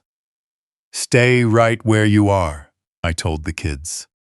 I walked over and cracked the door open just an inch. It wasn't room service, it was Austin. He looked terrible. The seam of his patterned shirt was torn at the shoulder, likely from struggling with security earlier, and his face was flushed and swollen. Surprisingly, he wasn't restrained. Standing right behind him was a young security guard who looked nervous to foot, shifting his weight nervously from foot to foot. I told him I needed to hand over Leo's inhaler, Austin muttered in a hushed tone. He couldn't bring himself to look me in the eye, staring fixedly at the door frame. Instead, "Please, Dad, just 5 minutes." I looked past him to the guard. "He has 5 minutes, sir," the guard said, checking his watch. The captain ordered restricted movement, but Mr. Slater insisted this was a time-sensitive medical matter for the boy. I knew for a fact that Leo didn't have asthma. He never had. It was just another excuse, another attempt at manipulation. Austin was using a fake medical issue to buy time, just like he had used superficial appearances to hide his growing problems. I stepped back, opening the door just wide enough for him to step inside. "Make it quick." Austin slipped into the room, and the moment the door clicked shut, his frantic demeanor took over completely. He didn't ask about Leo, he didn't mention an inhaler, and he didn't even glance at the kids eating on the floor. Instead, he turned straight toward me and grabbed my arm, his hand cold and clammy. "You have to drop the charges," he whispered frantically, his voice cracking under pressure. "You have to tell the captain this was all a huge misunderstanding. Tell them you overreacted." I pulled my arm back sharply, repulsed by the contact. "Is that why you're here?" I kept my voice down so the kids wouldn't have to hear the worst of it. "To ask me to cover for you again? Just listen to me, Dad." Austin ran a hand through his messy hair, his breathing uneven. "You don't understand what's at stake here. The bank. If I'm facing serious charges or end up with a record for fraud or endangerment, I lose my license. I lose my position as branch manager. I lose everything." I stared at him, waiting for the moment he would ask about Mia. I waited for him to show an ounce of concern for his daughter after leaving her locked in a dark house for 48 hours. He didn't ask once. "Your main concern is your title at the bank," I noted quietly. "My concern is our whole life," Austin pleaded, his eyes wide and unfocused. "We have a mortgage. We have car payments. Monica. If the money stops, she's going to leave me. She told me outright she wouldn't stay with a failure." "Dad, you're ruining my marriage." I looked at him, and for the first time in my life, I didn't see my son. I saw a complete stranger, a weak, desperate man who had built a life on a foundation of lies and was now blaming the tide for washing it away. "I didn't ruin your marriage, Austin," I said, stepping into his space and forcing him back until his waist hit the small desk. "Your marriage was ruined the moment your wife chained that refrigerator shut and you went right along with it. It was ruined the moment you forged my signature to take money that didn't belong to you." "It was a temporary line of credit," Austin wailed quietly. "I was going to pay it back. I just needed to double it. I had a solid tip on a volatile investment." "Enough." I raised a single hand, not another word. I walked over to where the children were sitting. Leo had stopped eating, looking up at his father with an expression of profound disappointment. The look of a child watching a parent fall completely off their pedestal. Austin finally acknowledged them, trying to gather his composure and forcing a nervous, trembling smile. "Hey, buddy," he said to Leo. "Hey, Mia." Mia shrank back against the bed frame, pulling her knees up to her chest and hiding her face behind her teddy bear, refusing to look at him. Leo just stared at him with a cold, flat gaze. "Did you actually bring my inhaler, Dad?" Leo asked, his tone completely flat. Austin blinked, caught off guard. "What? You told the guard you had my inhaler," Leo said. "But I don't have asthma. So that was a lie, right? Just like the camp was a lie." Austin opened his mouth, then closed it, looking at me desperately, as if expecting me to step in and make excuses for him. I remained completely silent. "Dad," Austin turned back to me, his composure breaking entirely. "Please, I'm your son. Doesn't that mean anything to you? You always taught me that family stands together, that we protect our own." "I did teach you that," I said quietly. "I taught you that a man protects his family. But you aren't a protector, Austin. You became the threat." I walked over to the portal window and stared out at the dark water. "Do you want to know what I found inside that refrigerator?" I asked, without turning around. Austin didn't answer. "I found premium steaks, fresh seafood, and a cake decorated with happy vacation." I turned to face him. "You locked a hungry child inside a house with food she could see but couldn't touch. That wasn't just neglect, Austin. That was cruel. That was Monica." Austin broke down, tears streaming down his face. "She's obsessed with image," she said. "Mia was eating too much," she said. "You're a coward." I cut him off sharply. "You hid behind your wife's worst impulses because going along with it was easier than standing up like a man. You let her deprive your daughter because you were afraid of an argument, and you let her take my funds because you were too terrified to admit you were broke."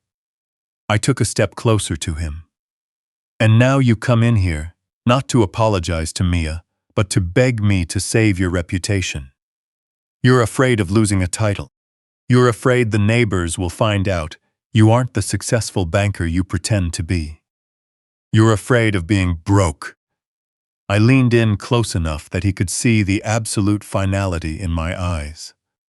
"Well, get used to it, son, because you're about to lose it all." Austin's face crumpled completely. He dropped to his knees right there on the cabin carpet, grabbing onto the fabric of my pants. "Dad, please.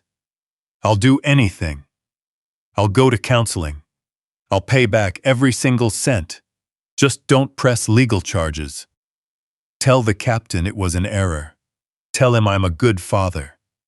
I looked down at him, remembering the day he was born, remembering holding him in the hospital parking lot and swearing to keep him safe. I realized then that protecting him from every setback had been my greatest mistake. I had spent his entire life buffering him from consequences, fixing his bad grades, clearing his debts, making excuses for his poor choices. By refusing to let him face failure, I had helped create the man standing before me. I pulled my leg away. "Get up," I ordered. He scrambled back to his feet, wiping his nose with his sleeve. "I am not saving you this time, Austin," I said calmly. "It's over. The bank will be informed. The authorities will handle the charges and the threat of charges, and the truth will come out. You will lose the house, you will lose the car, and you will lose Monica, because when the resources run out, people like her don't stick around." I pointed toward the door. "But you're going to gain one thing. For the first time in your life, you're going to face the reality of your own actions." Austin glared at me, his pathetic pleading turning into a bitter, ugly resentment. "You're enjoying this, aren't you?" he hissed venomously. "You always wanted me to fail. I was never good enough for you. With your medals and your military stories, looking down on everyone like you're above it all." "No," I replied evenly. "I'm just a retired logistics officer, and right now, I'm cutting away the dead weight." A sharp knock sounded at the door. "Time's up," the guard called out from the hallway. Austin held my gaze for one last second, his eyes filled with pure bitterness. "I hope you regret this," he muttered under his breath. He turned and walked out the door without saying goodbye to his children, without a single backward glance. The door clicked shut behind him. A heavy silence returned to the room. I let out a long breath I hadn't realized I was holding. My hands were shaking slightly. Not from fear, but from the immense emotional toll of severing ties with my own son. Cutting away a part of your own family is a terrible thing, but sometimes it is the only way to protect what's left. I turned back to the kids. Leo had stopped eating, quiet tears rolling down his cheeks. "Grandpa," he sniffled softly. "Is Dad going to jail?" I walked over and sat down between them, wrapping one arm around Leo and the other around Mia, pulling them close. "Yes, Leo," I said honestly. "I won't lie to you. He is going to face legal consequences." Leo buried his face in my chest, while Mia rested her head against my shoulder. "Is it my fault?" Leo asked softly. "Because I told the truth in the dining room?" "No," I kissed the top of his head. "Telling the truth is never your fault. Truth is the only thing that sets things right. Your father is facing consequences because of his own actions, not because of what you said." We sat in that quiet room in the middle of the ocean for a long time. Outside, the night was pitch black, but inside, we had food, we had safety, and we had a clean, definite sense of closure. The immediate search was over. Now, we just had to navigate the aftermath. After Austin left, the silence in the cabin felt heavier than steel. It was the kind of quiet that hums in your ears. I locked the door, flipped the deadbolt, and dragged the heavy armchair over to wedge it right under the handle. It wasn't standard procedure, but I was done taking chances. I was done trusting locks when other people held the keys. Mia hadn't moved from her spot on the floor. She was slowly picking at the sesame seeds on her remaining hamburger bun, her eyes red and puffy. She looked like a soldier who had survived the battle but lost everything else along the way. "Grandpa," she whispered softly, "why does Daddy dislike me?" I dropped down on one knee in front of her, my joint popping loudly in the small room. "He doesn't dislike you, Mia." I chose my words with extreme care. "He dislikes who he is. And people who dislike themselves are dangerous because they try to tear down everyone around them, so they don't have to feel small on their own. You were just a reminder of the things he was trying to hide from." She didn't fully understand. How could she? She was 8 years old. But she leaned into me, and I held her tight. 10 minutes later, a faint sound came from the door. Not a loud knock, but a soft, hesitant scratching, like a stray pet looking for shelter. I stood up, moved the chair, and looked through the peephole. It was Leo. My biological grandson was standing in the hallway, wearing designer silk pajamas, holding a pillow under one arm and his shoes in his hand.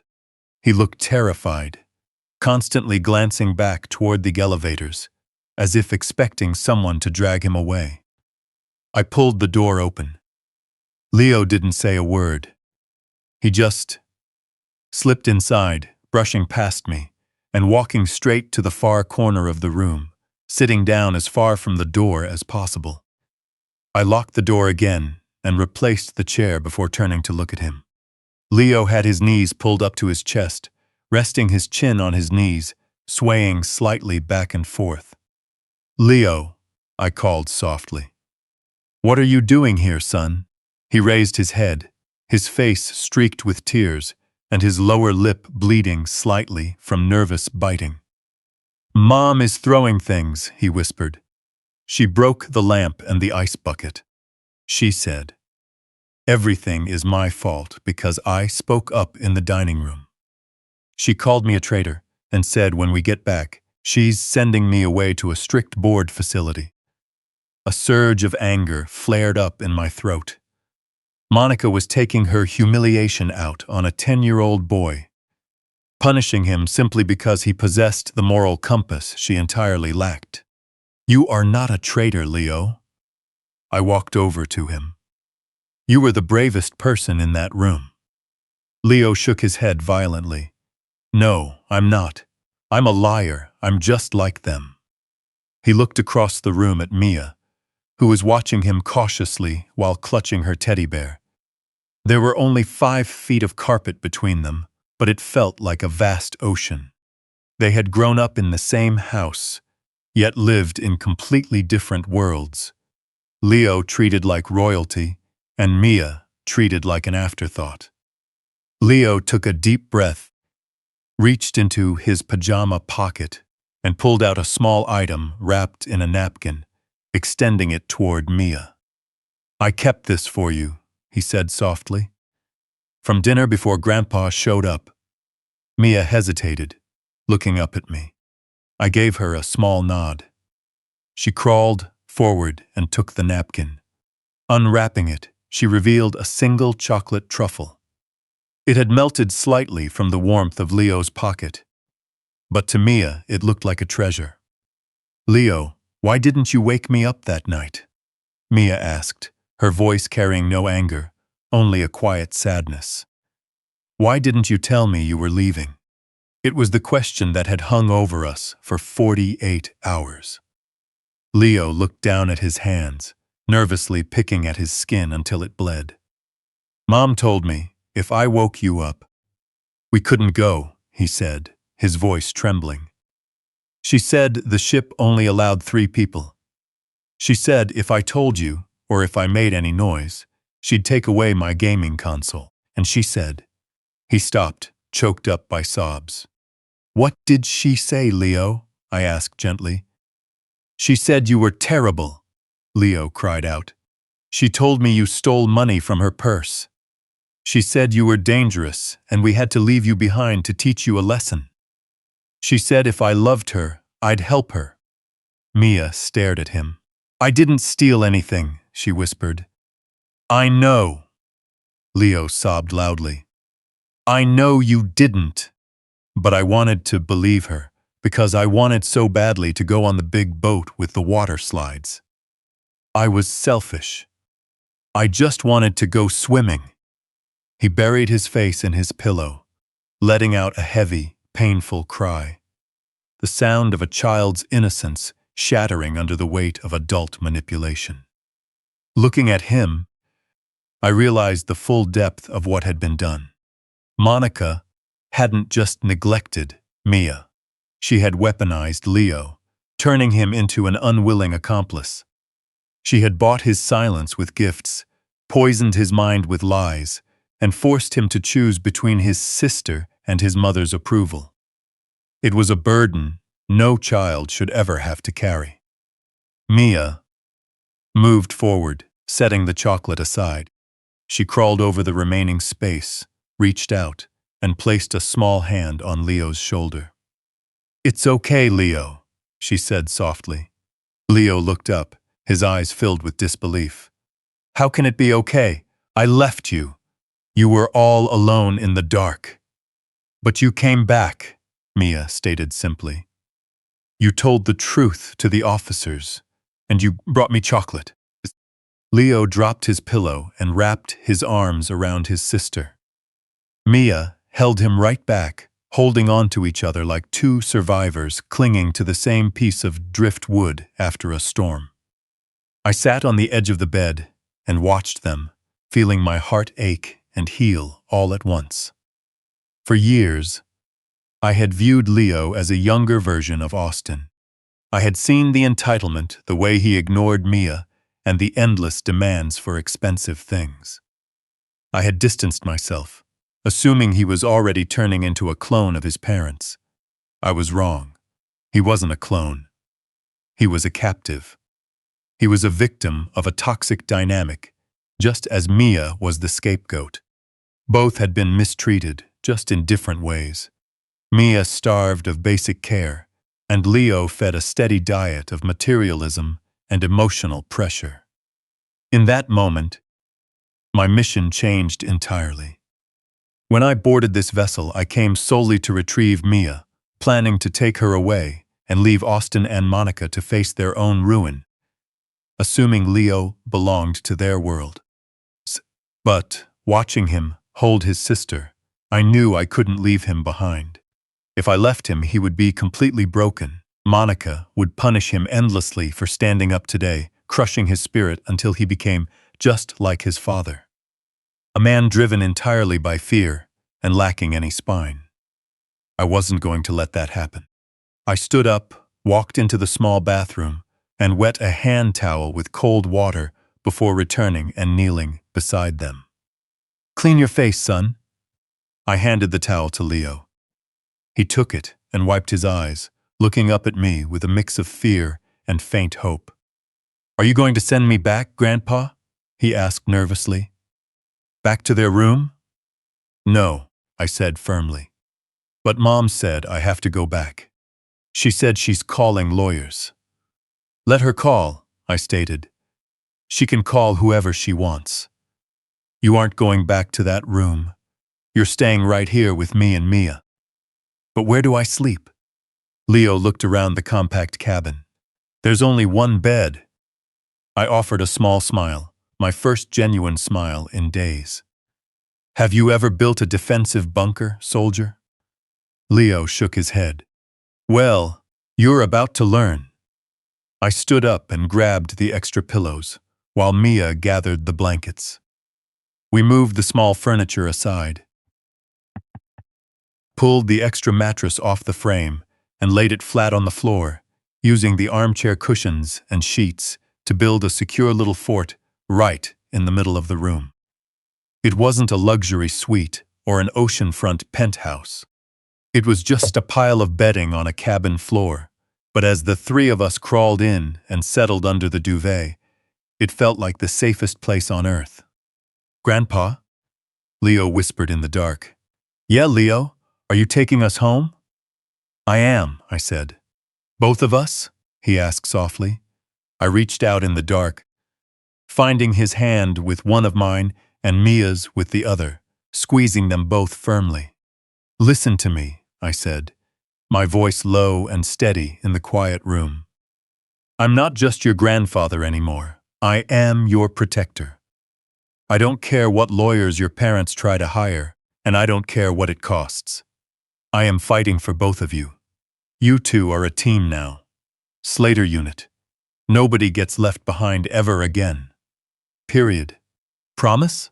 Mia asked softly. "I promise," I said.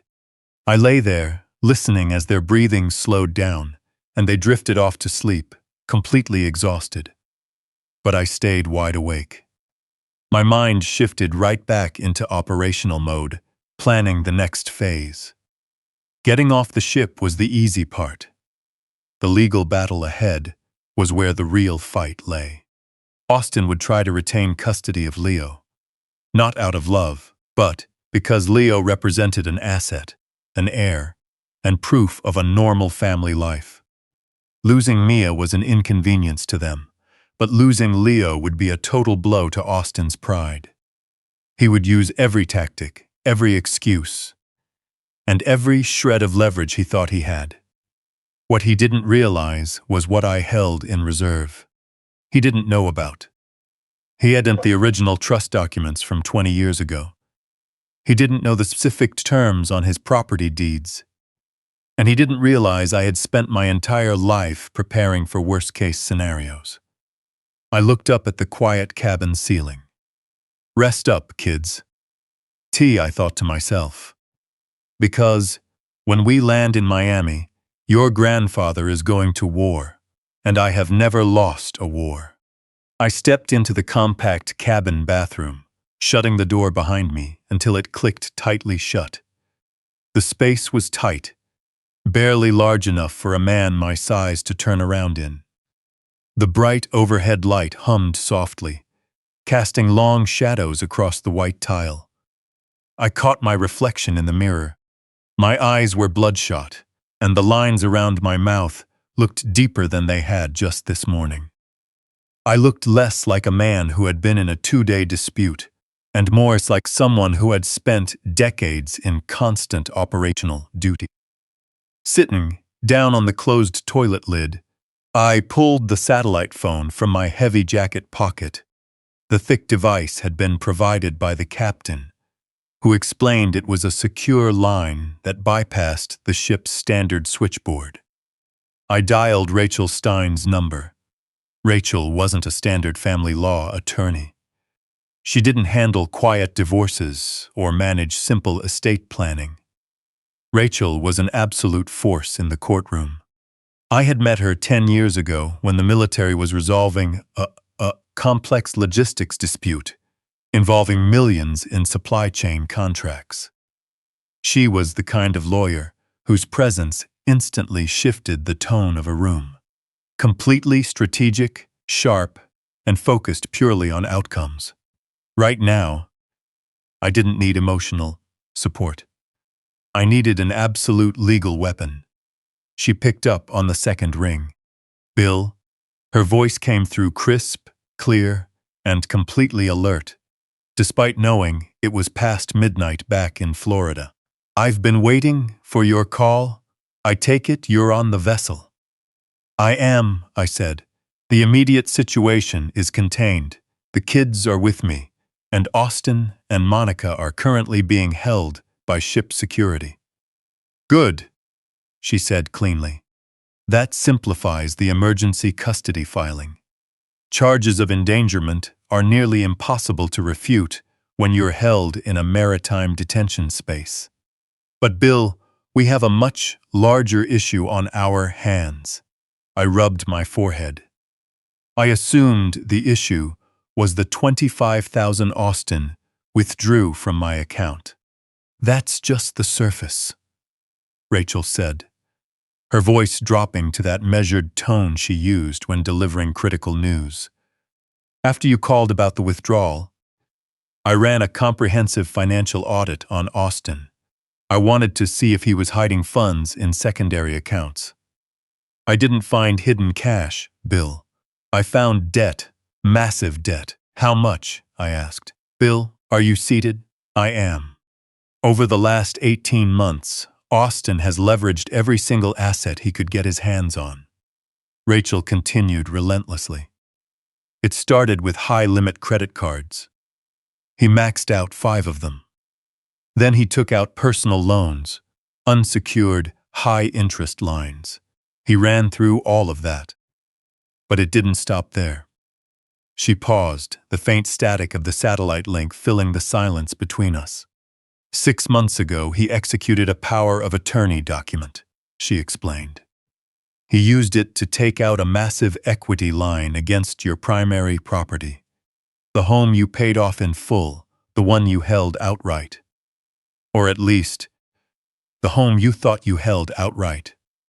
I felt the blood drain from my face, my hand gripping the heavy phone until the casing creaked. "My home," I whispered. "The house my late wife, Sarah, and I had built together. The house where we raised Austin. The property meant to serve as a secure foundation for Mia and Leo." "He drew out $300,000 in equity," Rachel went on, and he kept going. "When traditional lenders cut him off, he turned to private, high-risk lenders. I have records showing his vehicle is leveraged, along with formal notices, from a private lending firm operating out of Hialeah, the kind that caters to high-risk borrowers. Bill, these aren't standard banking institutions, and they enforce collections very aggressively." I closed my eyes. It all made sense now. The desperation in Austin's eyes when he came to our cabin. He wasn't just terrified of losing his job, he was terrified of losing his life. He had dug a hole so deep he couldn't see the sky anymore, but instead of asking for a ladder, he decided to keep digging, hoping to break through on the other side. "Where did the money go, Rachel?" I asked. $300,000 in equity, plus those private lenders, plus the money he stole from me." "Where is it?" "Speculative investments," she said. her voice dripping with disgust. He bought into a high-risk digital currency scam that collapsed last month. He lost 80% of it in 48 hours. He was trying to win it back. That's why he stole the $25,000 from you. It wasn't just to pay for the cruise. He was making desperate trades on his phone, trying to hit a jackpot to pay off those lenders before you ever noticed. A wave of nausea hit me. It was a sickening moment of absolute clarity. My son wasn't just a terrible father. He was a walking financial disaster. He had strapped a bomb of debt around our entire family and pulled the pin. "What does this mean for the house?" I asked. "It means foreclosure, Bill," Rachel said simply. "The equity payments are 3 months overdue. The bank is preparing the formal default notices right now. If we do nothing, you lose the home. You lose the land.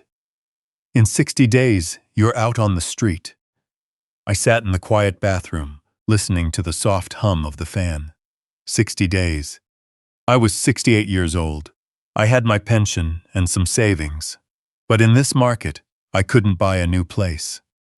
And I certainly couldn't raise 2 traumatized kids in a small, rented apartment.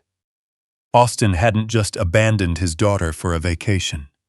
He had stolen their future home. "What are my options?" I asked. Rachel took a deep breath. "This is where it gets tough, Bill. Option A. You assume the debt. You try to pay it off. You liquidate your retirement savings. You sell your truck. And you might even have to sell part of the land to satisfy the bank. You protect Austin from criminal charges. But you bankrupt yourself and leave those kids with nothing." "And option B?" I asked, knowing the answer before she even spoke. "Option B is the nuclear option," Rachel said. "We report the fraud. We go straight to law enforcement and the bank, submitting a formal affidavit stating you never executed that power of attorney. We prove Austin forged your signature. If we do that, the bank absorbs the loss. The debt becomes invalid against you because it was obtained through identity theft. You keep the house and you keep your savings." "But Austin goes to prison," I said softly. "Yes," Rachel confirmed. "And not just for a weekend. We're talking bank fraud, wire fraud, and severe identity theft against a senior. Those carry mandatory minimum sentences in federal court. He's looking at 10 years, Bill. Maybe 15. 10 years. My son." I looked toward the bathroom door. Outside, my grandkids were fast asleep inside their pillow fort. They had finally found a sense of peace. They believed I could protect them.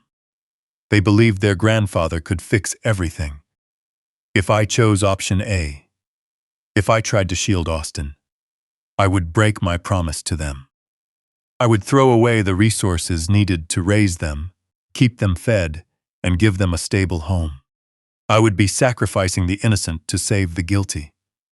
If I chose option B, I would be the one putting handcuffs on my own son. I would be the one testifying against him in court. I would be sending him away for a decade.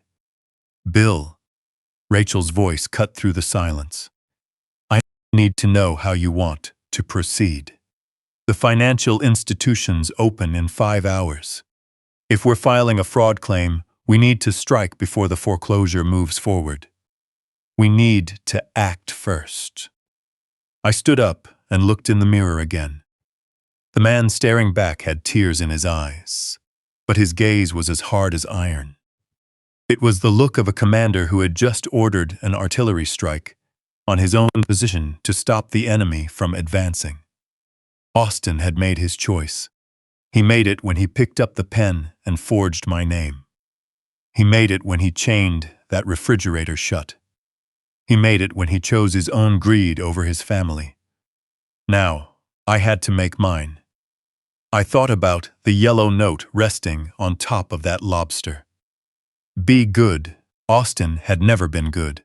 He had been enabled, he had been shielded, and that constant protection had allowed him to rot from the inside out.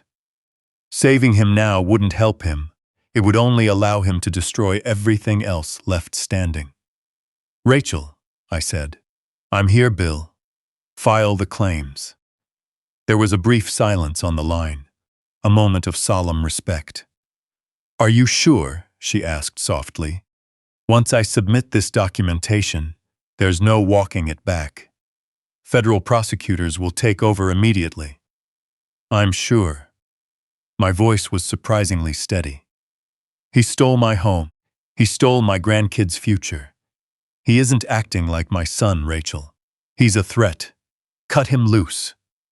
"Understood," Rachel replied.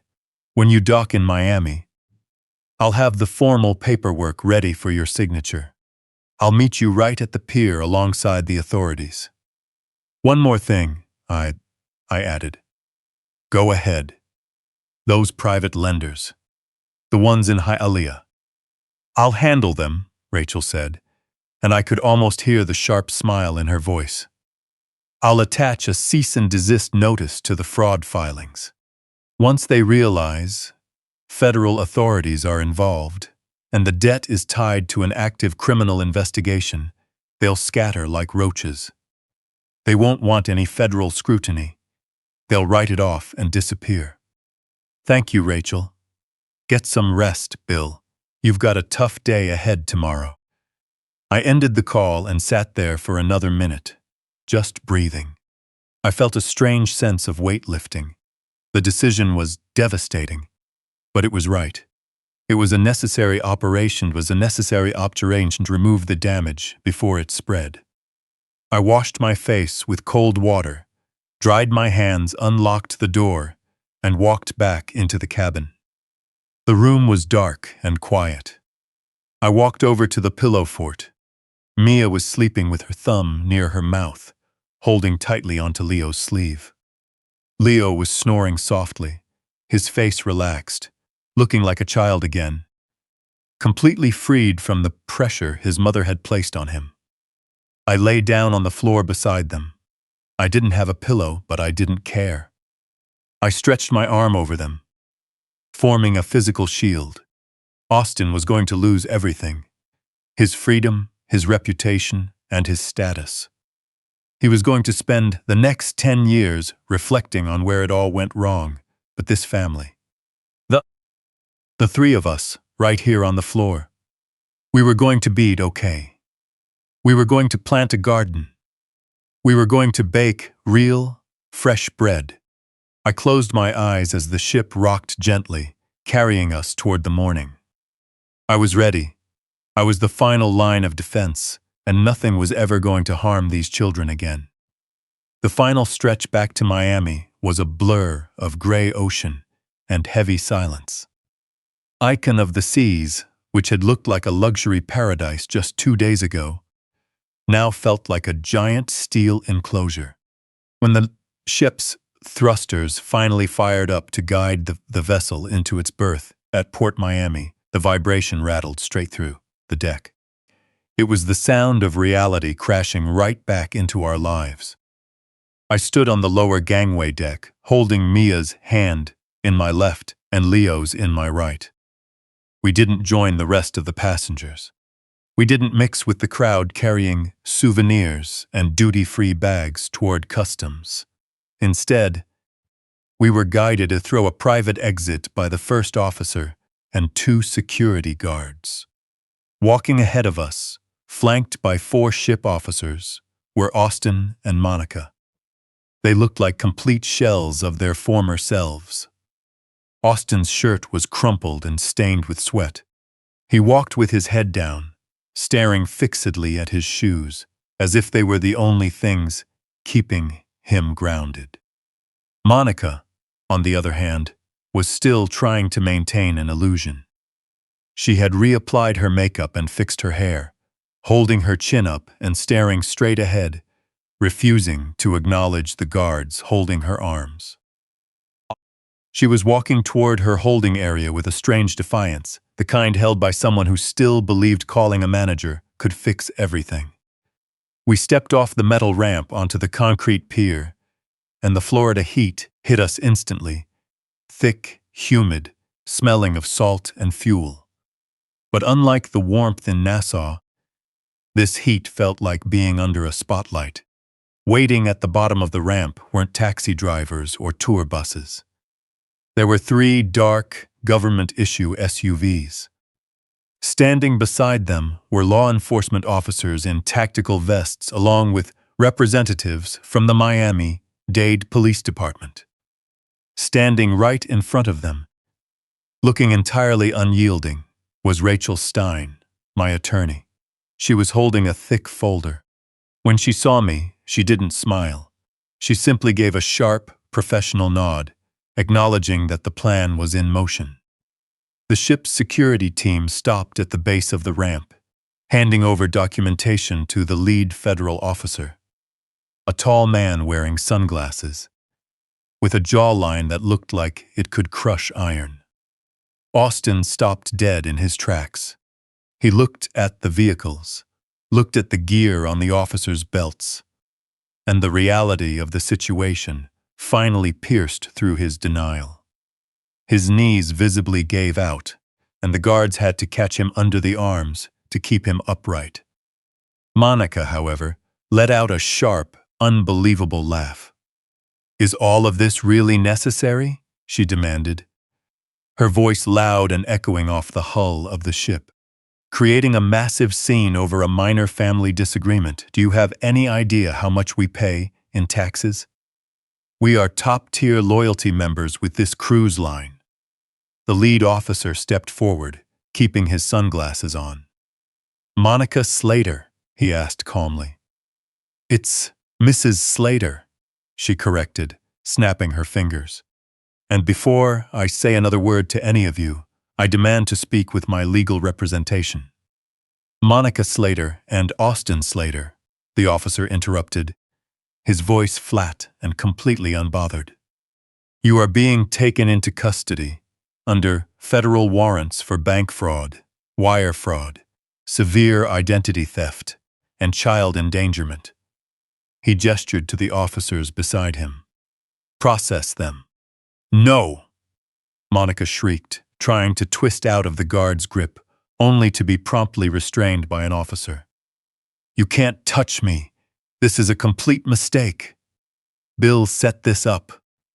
She spun around, searching for me, her eyes locking onto where I stood 10 feet away, keeping the children sheltered behind me. "Bill, tell them," she screamed hysterically. "Tell them you made a mistake. Tell them you forgot you signed those papers. Stop this right now. It isn't funny." I looked at her. The woman who had mistreated my granddaughter, turned my son into a thief, and lived lavishly on stolen funds. I felt absolutely nothing. No anger, no pity, just a quiet, cold realization that the ledger was finally balanced. "I didn't sign anything, Monica," I said quietly. "And legally, neither did Austin." "Liar!" She lunged toward me, but the handcuffs clicked shut around her wrists with a sharp, final sound. "You're just bitter," she screamed, her voice cracking. "You're a bitter old man trying to ruin our happiness because your own life is miserable. You're trying to ruin my image. Do you know how many followers I have? I'm going to talk about this. I'm going to destroy you. Search her belongings." "Search her belongings," the lead officer ordered cleanly. An officer searched her bag and retrieved her smartphone. "Hey, give that back." "That is private property," Monica yelled, straining against the restraint. "This is evidence now, ma'am," the officer replied, sealing the device into a secure bag.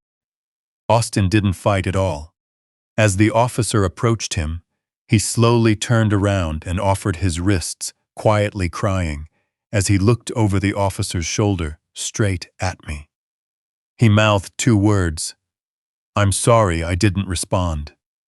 An apology without accountability is just noise, and right now, Austin had nothing left to offer.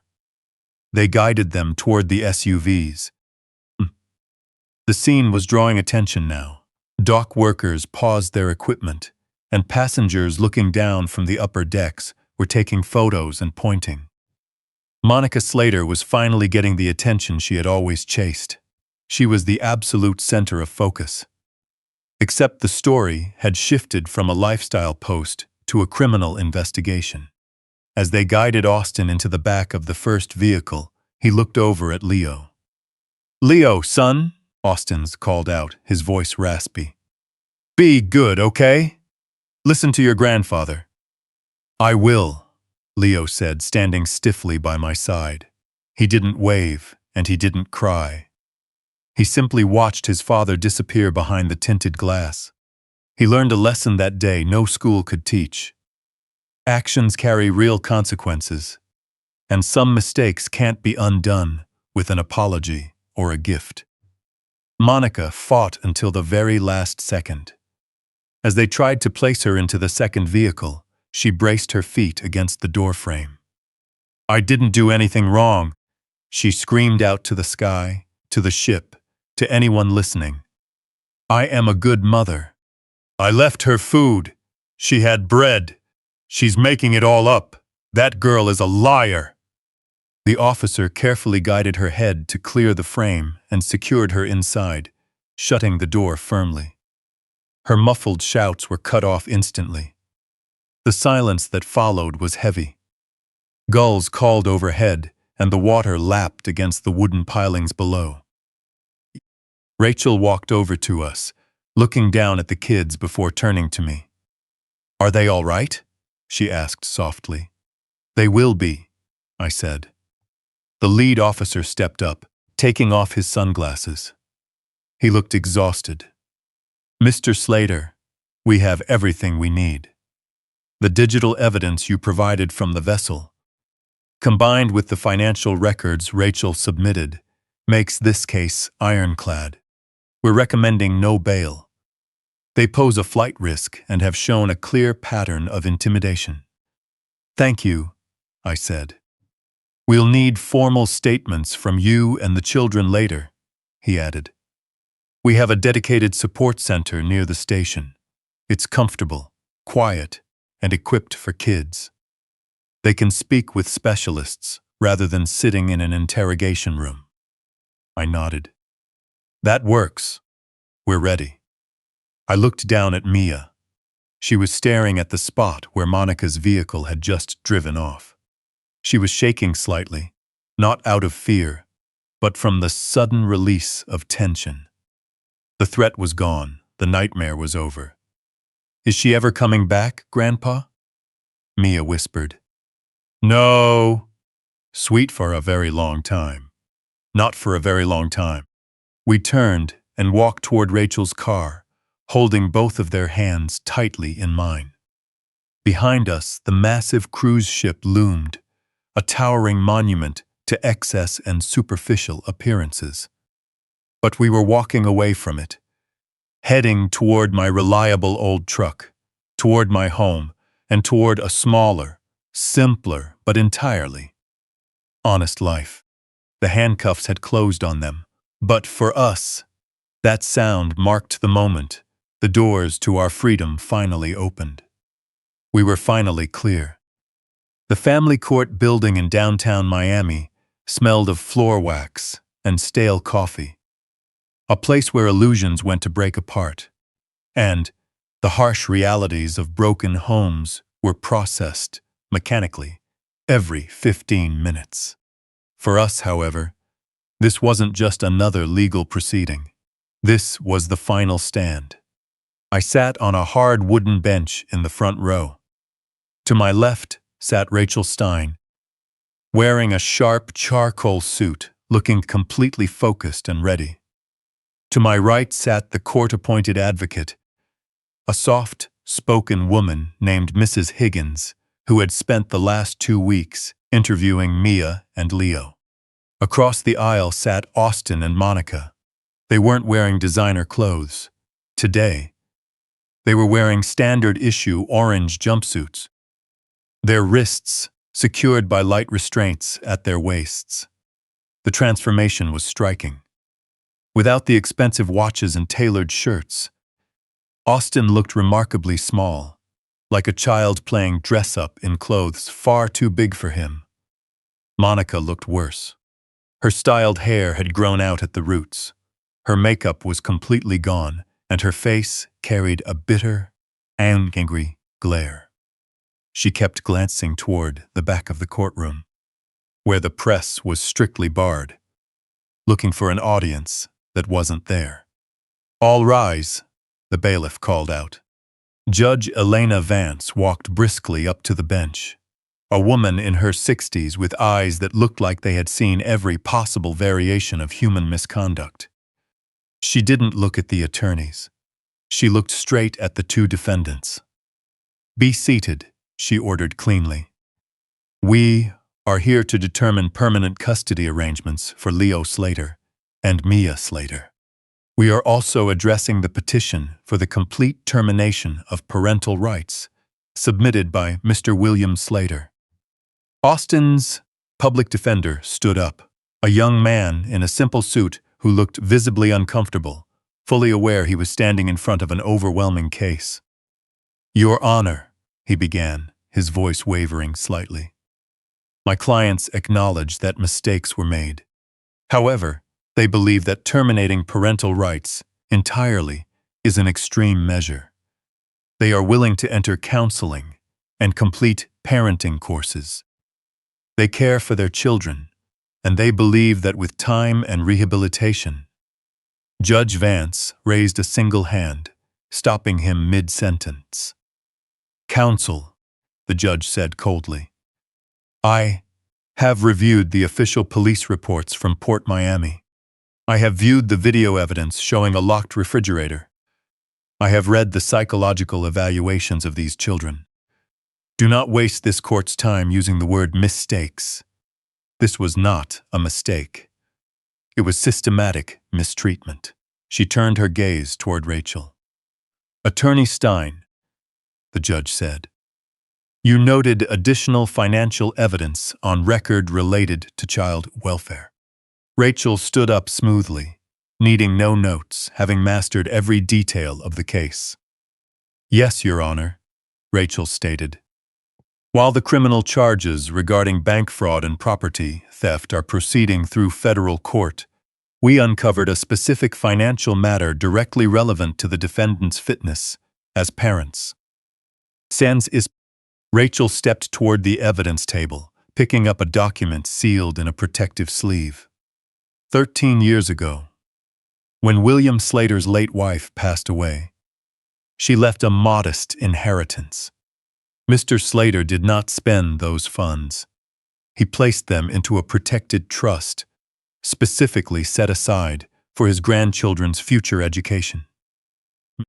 After Mia was adopted, he added her name to the trust to ensure she received the exact same opportunities as Leo.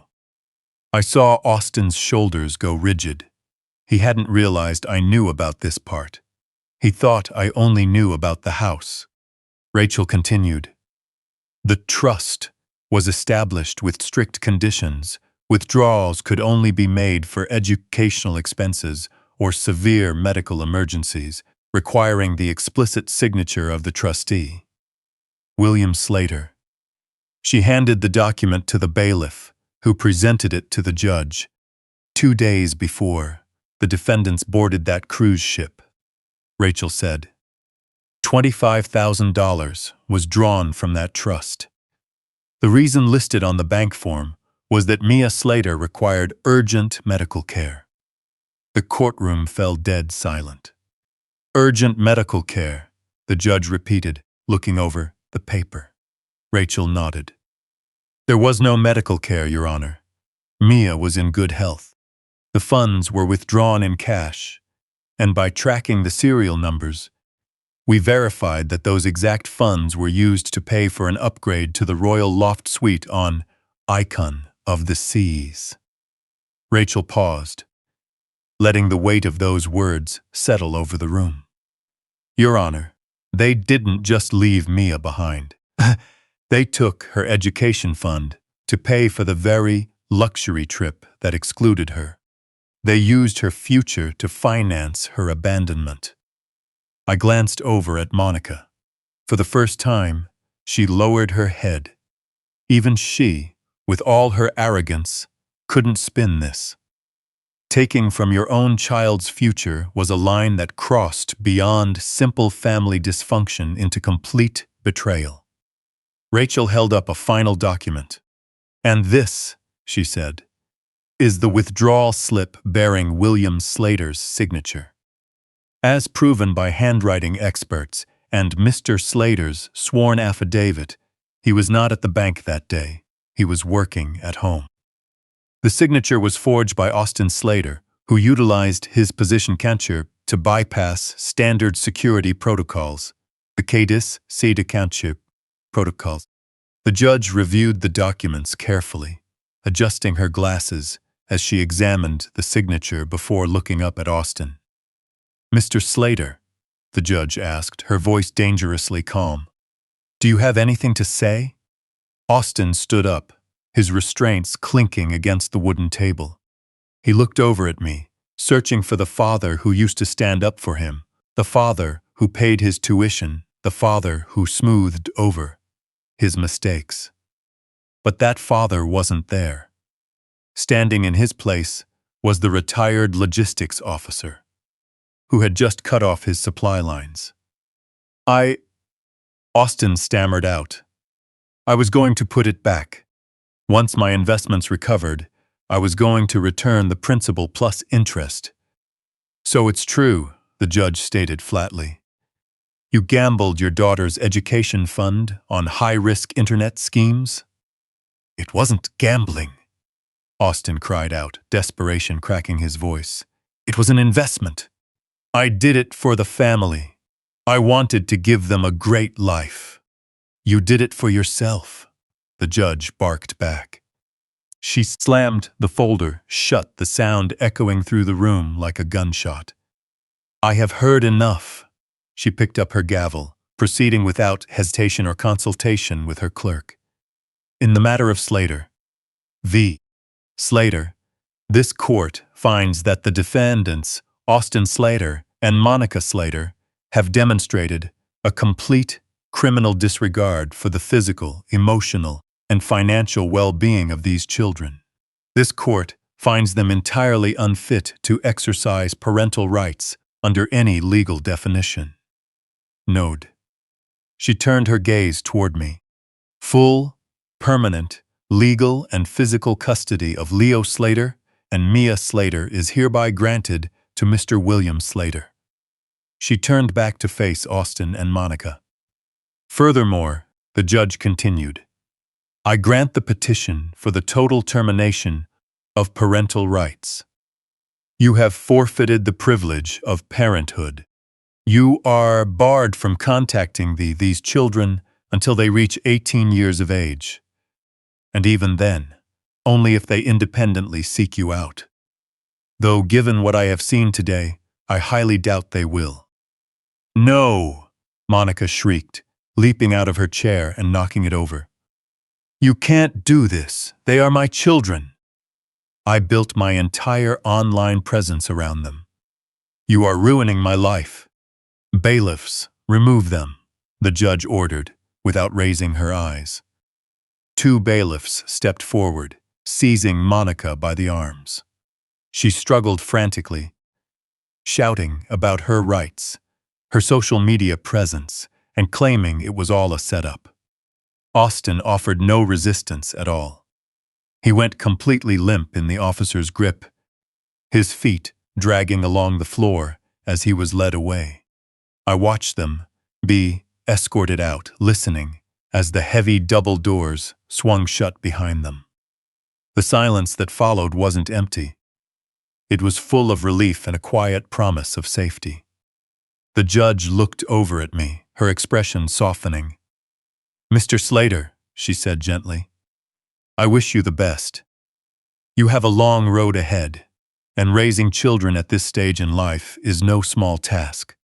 I stood up and buttoned my suit jacket, feeling stronger and more grounded than I had in years. "Your Honor, I've handled tough assignments before," I said clearly. "This isn't tough, it's necessary." We walked out of the courtroom together. Rachel walked beside me, placing a supportive hand on my shoulder. "It's finished, Bill," she said quietly. "They're done. The federal proceedings move forward next month, but they won't be coming back. The house is secure, and the kids are safe." I nodded, walking over to the large window at the end of the hallway and looking down at the street below. I watched the transport vehicle waiting to carry Austin and Monica back to detention.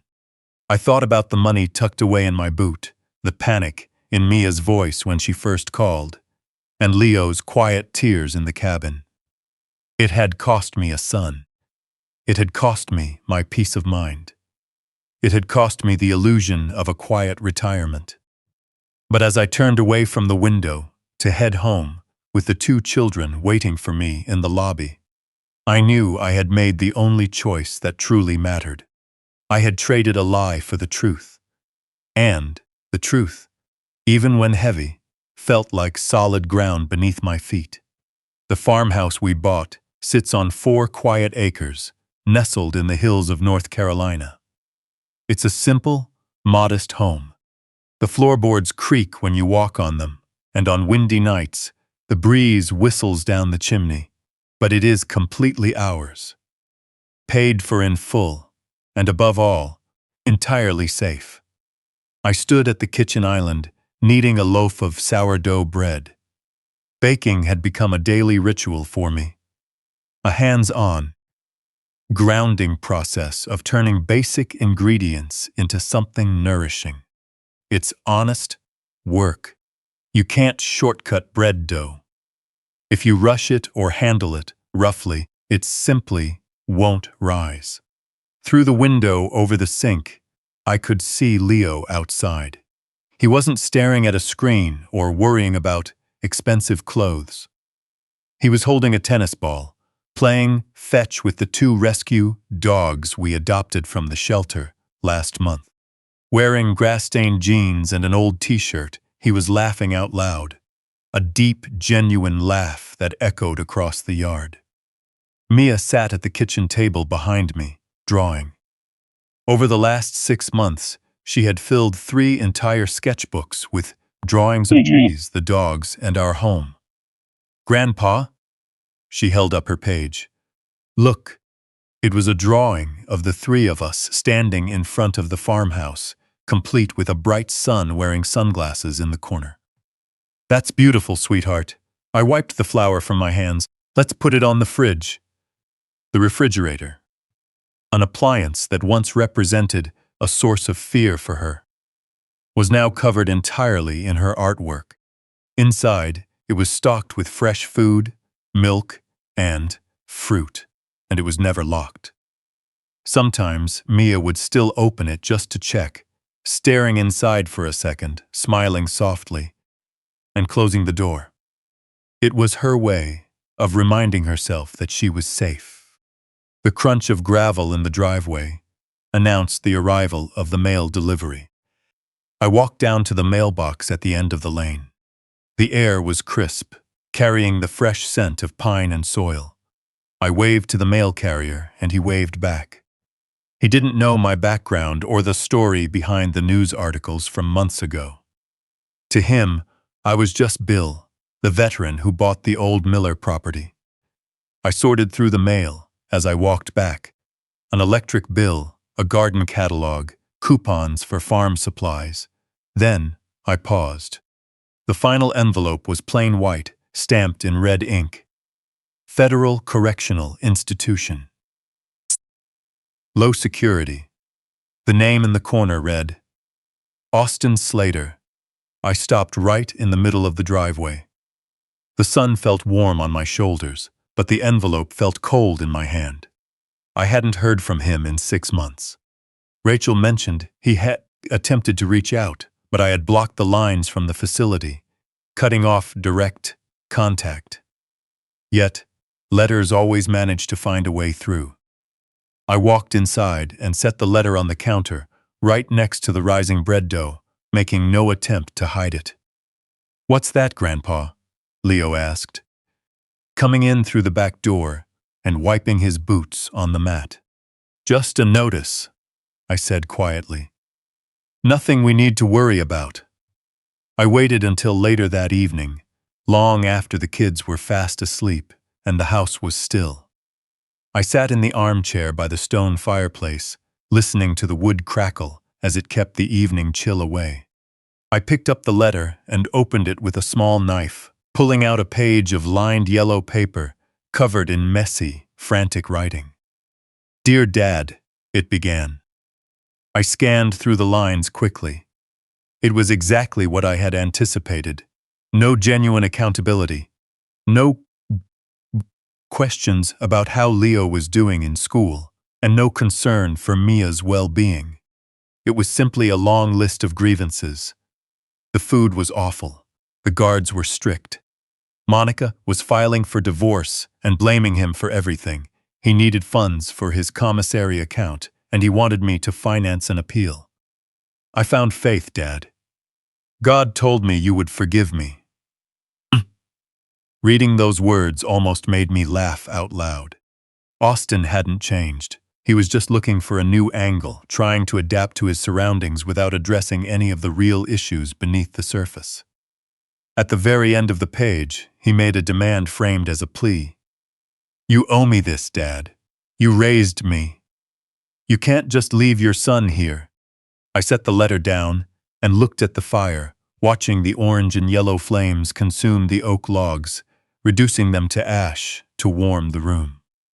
"I don't owe you a thing," I whispered to the empty room. "I gave you a strong upbringing, support, and opportunities, and you responded with betrayal. You left behind a granddaughter dealing with trauma and a grandson who had to unlearn a world of superficial pressure. My loyalty belongs to the children, sleeping safely upstairs. My duty is to protect the innocent, and sometimes protecting the innocent means to be done, stepping up to do what needs to be done, regardless of how others see it." I didn't refold the paper, I didn't send it to my lawyer, and I didn't keep it as a reminder. I leaned forward and dropped the letter directly into the flames.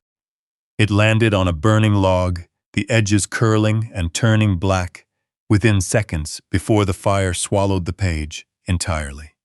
The name, Austin Slater, burned away first, followed by the complaints and the superficial excuses.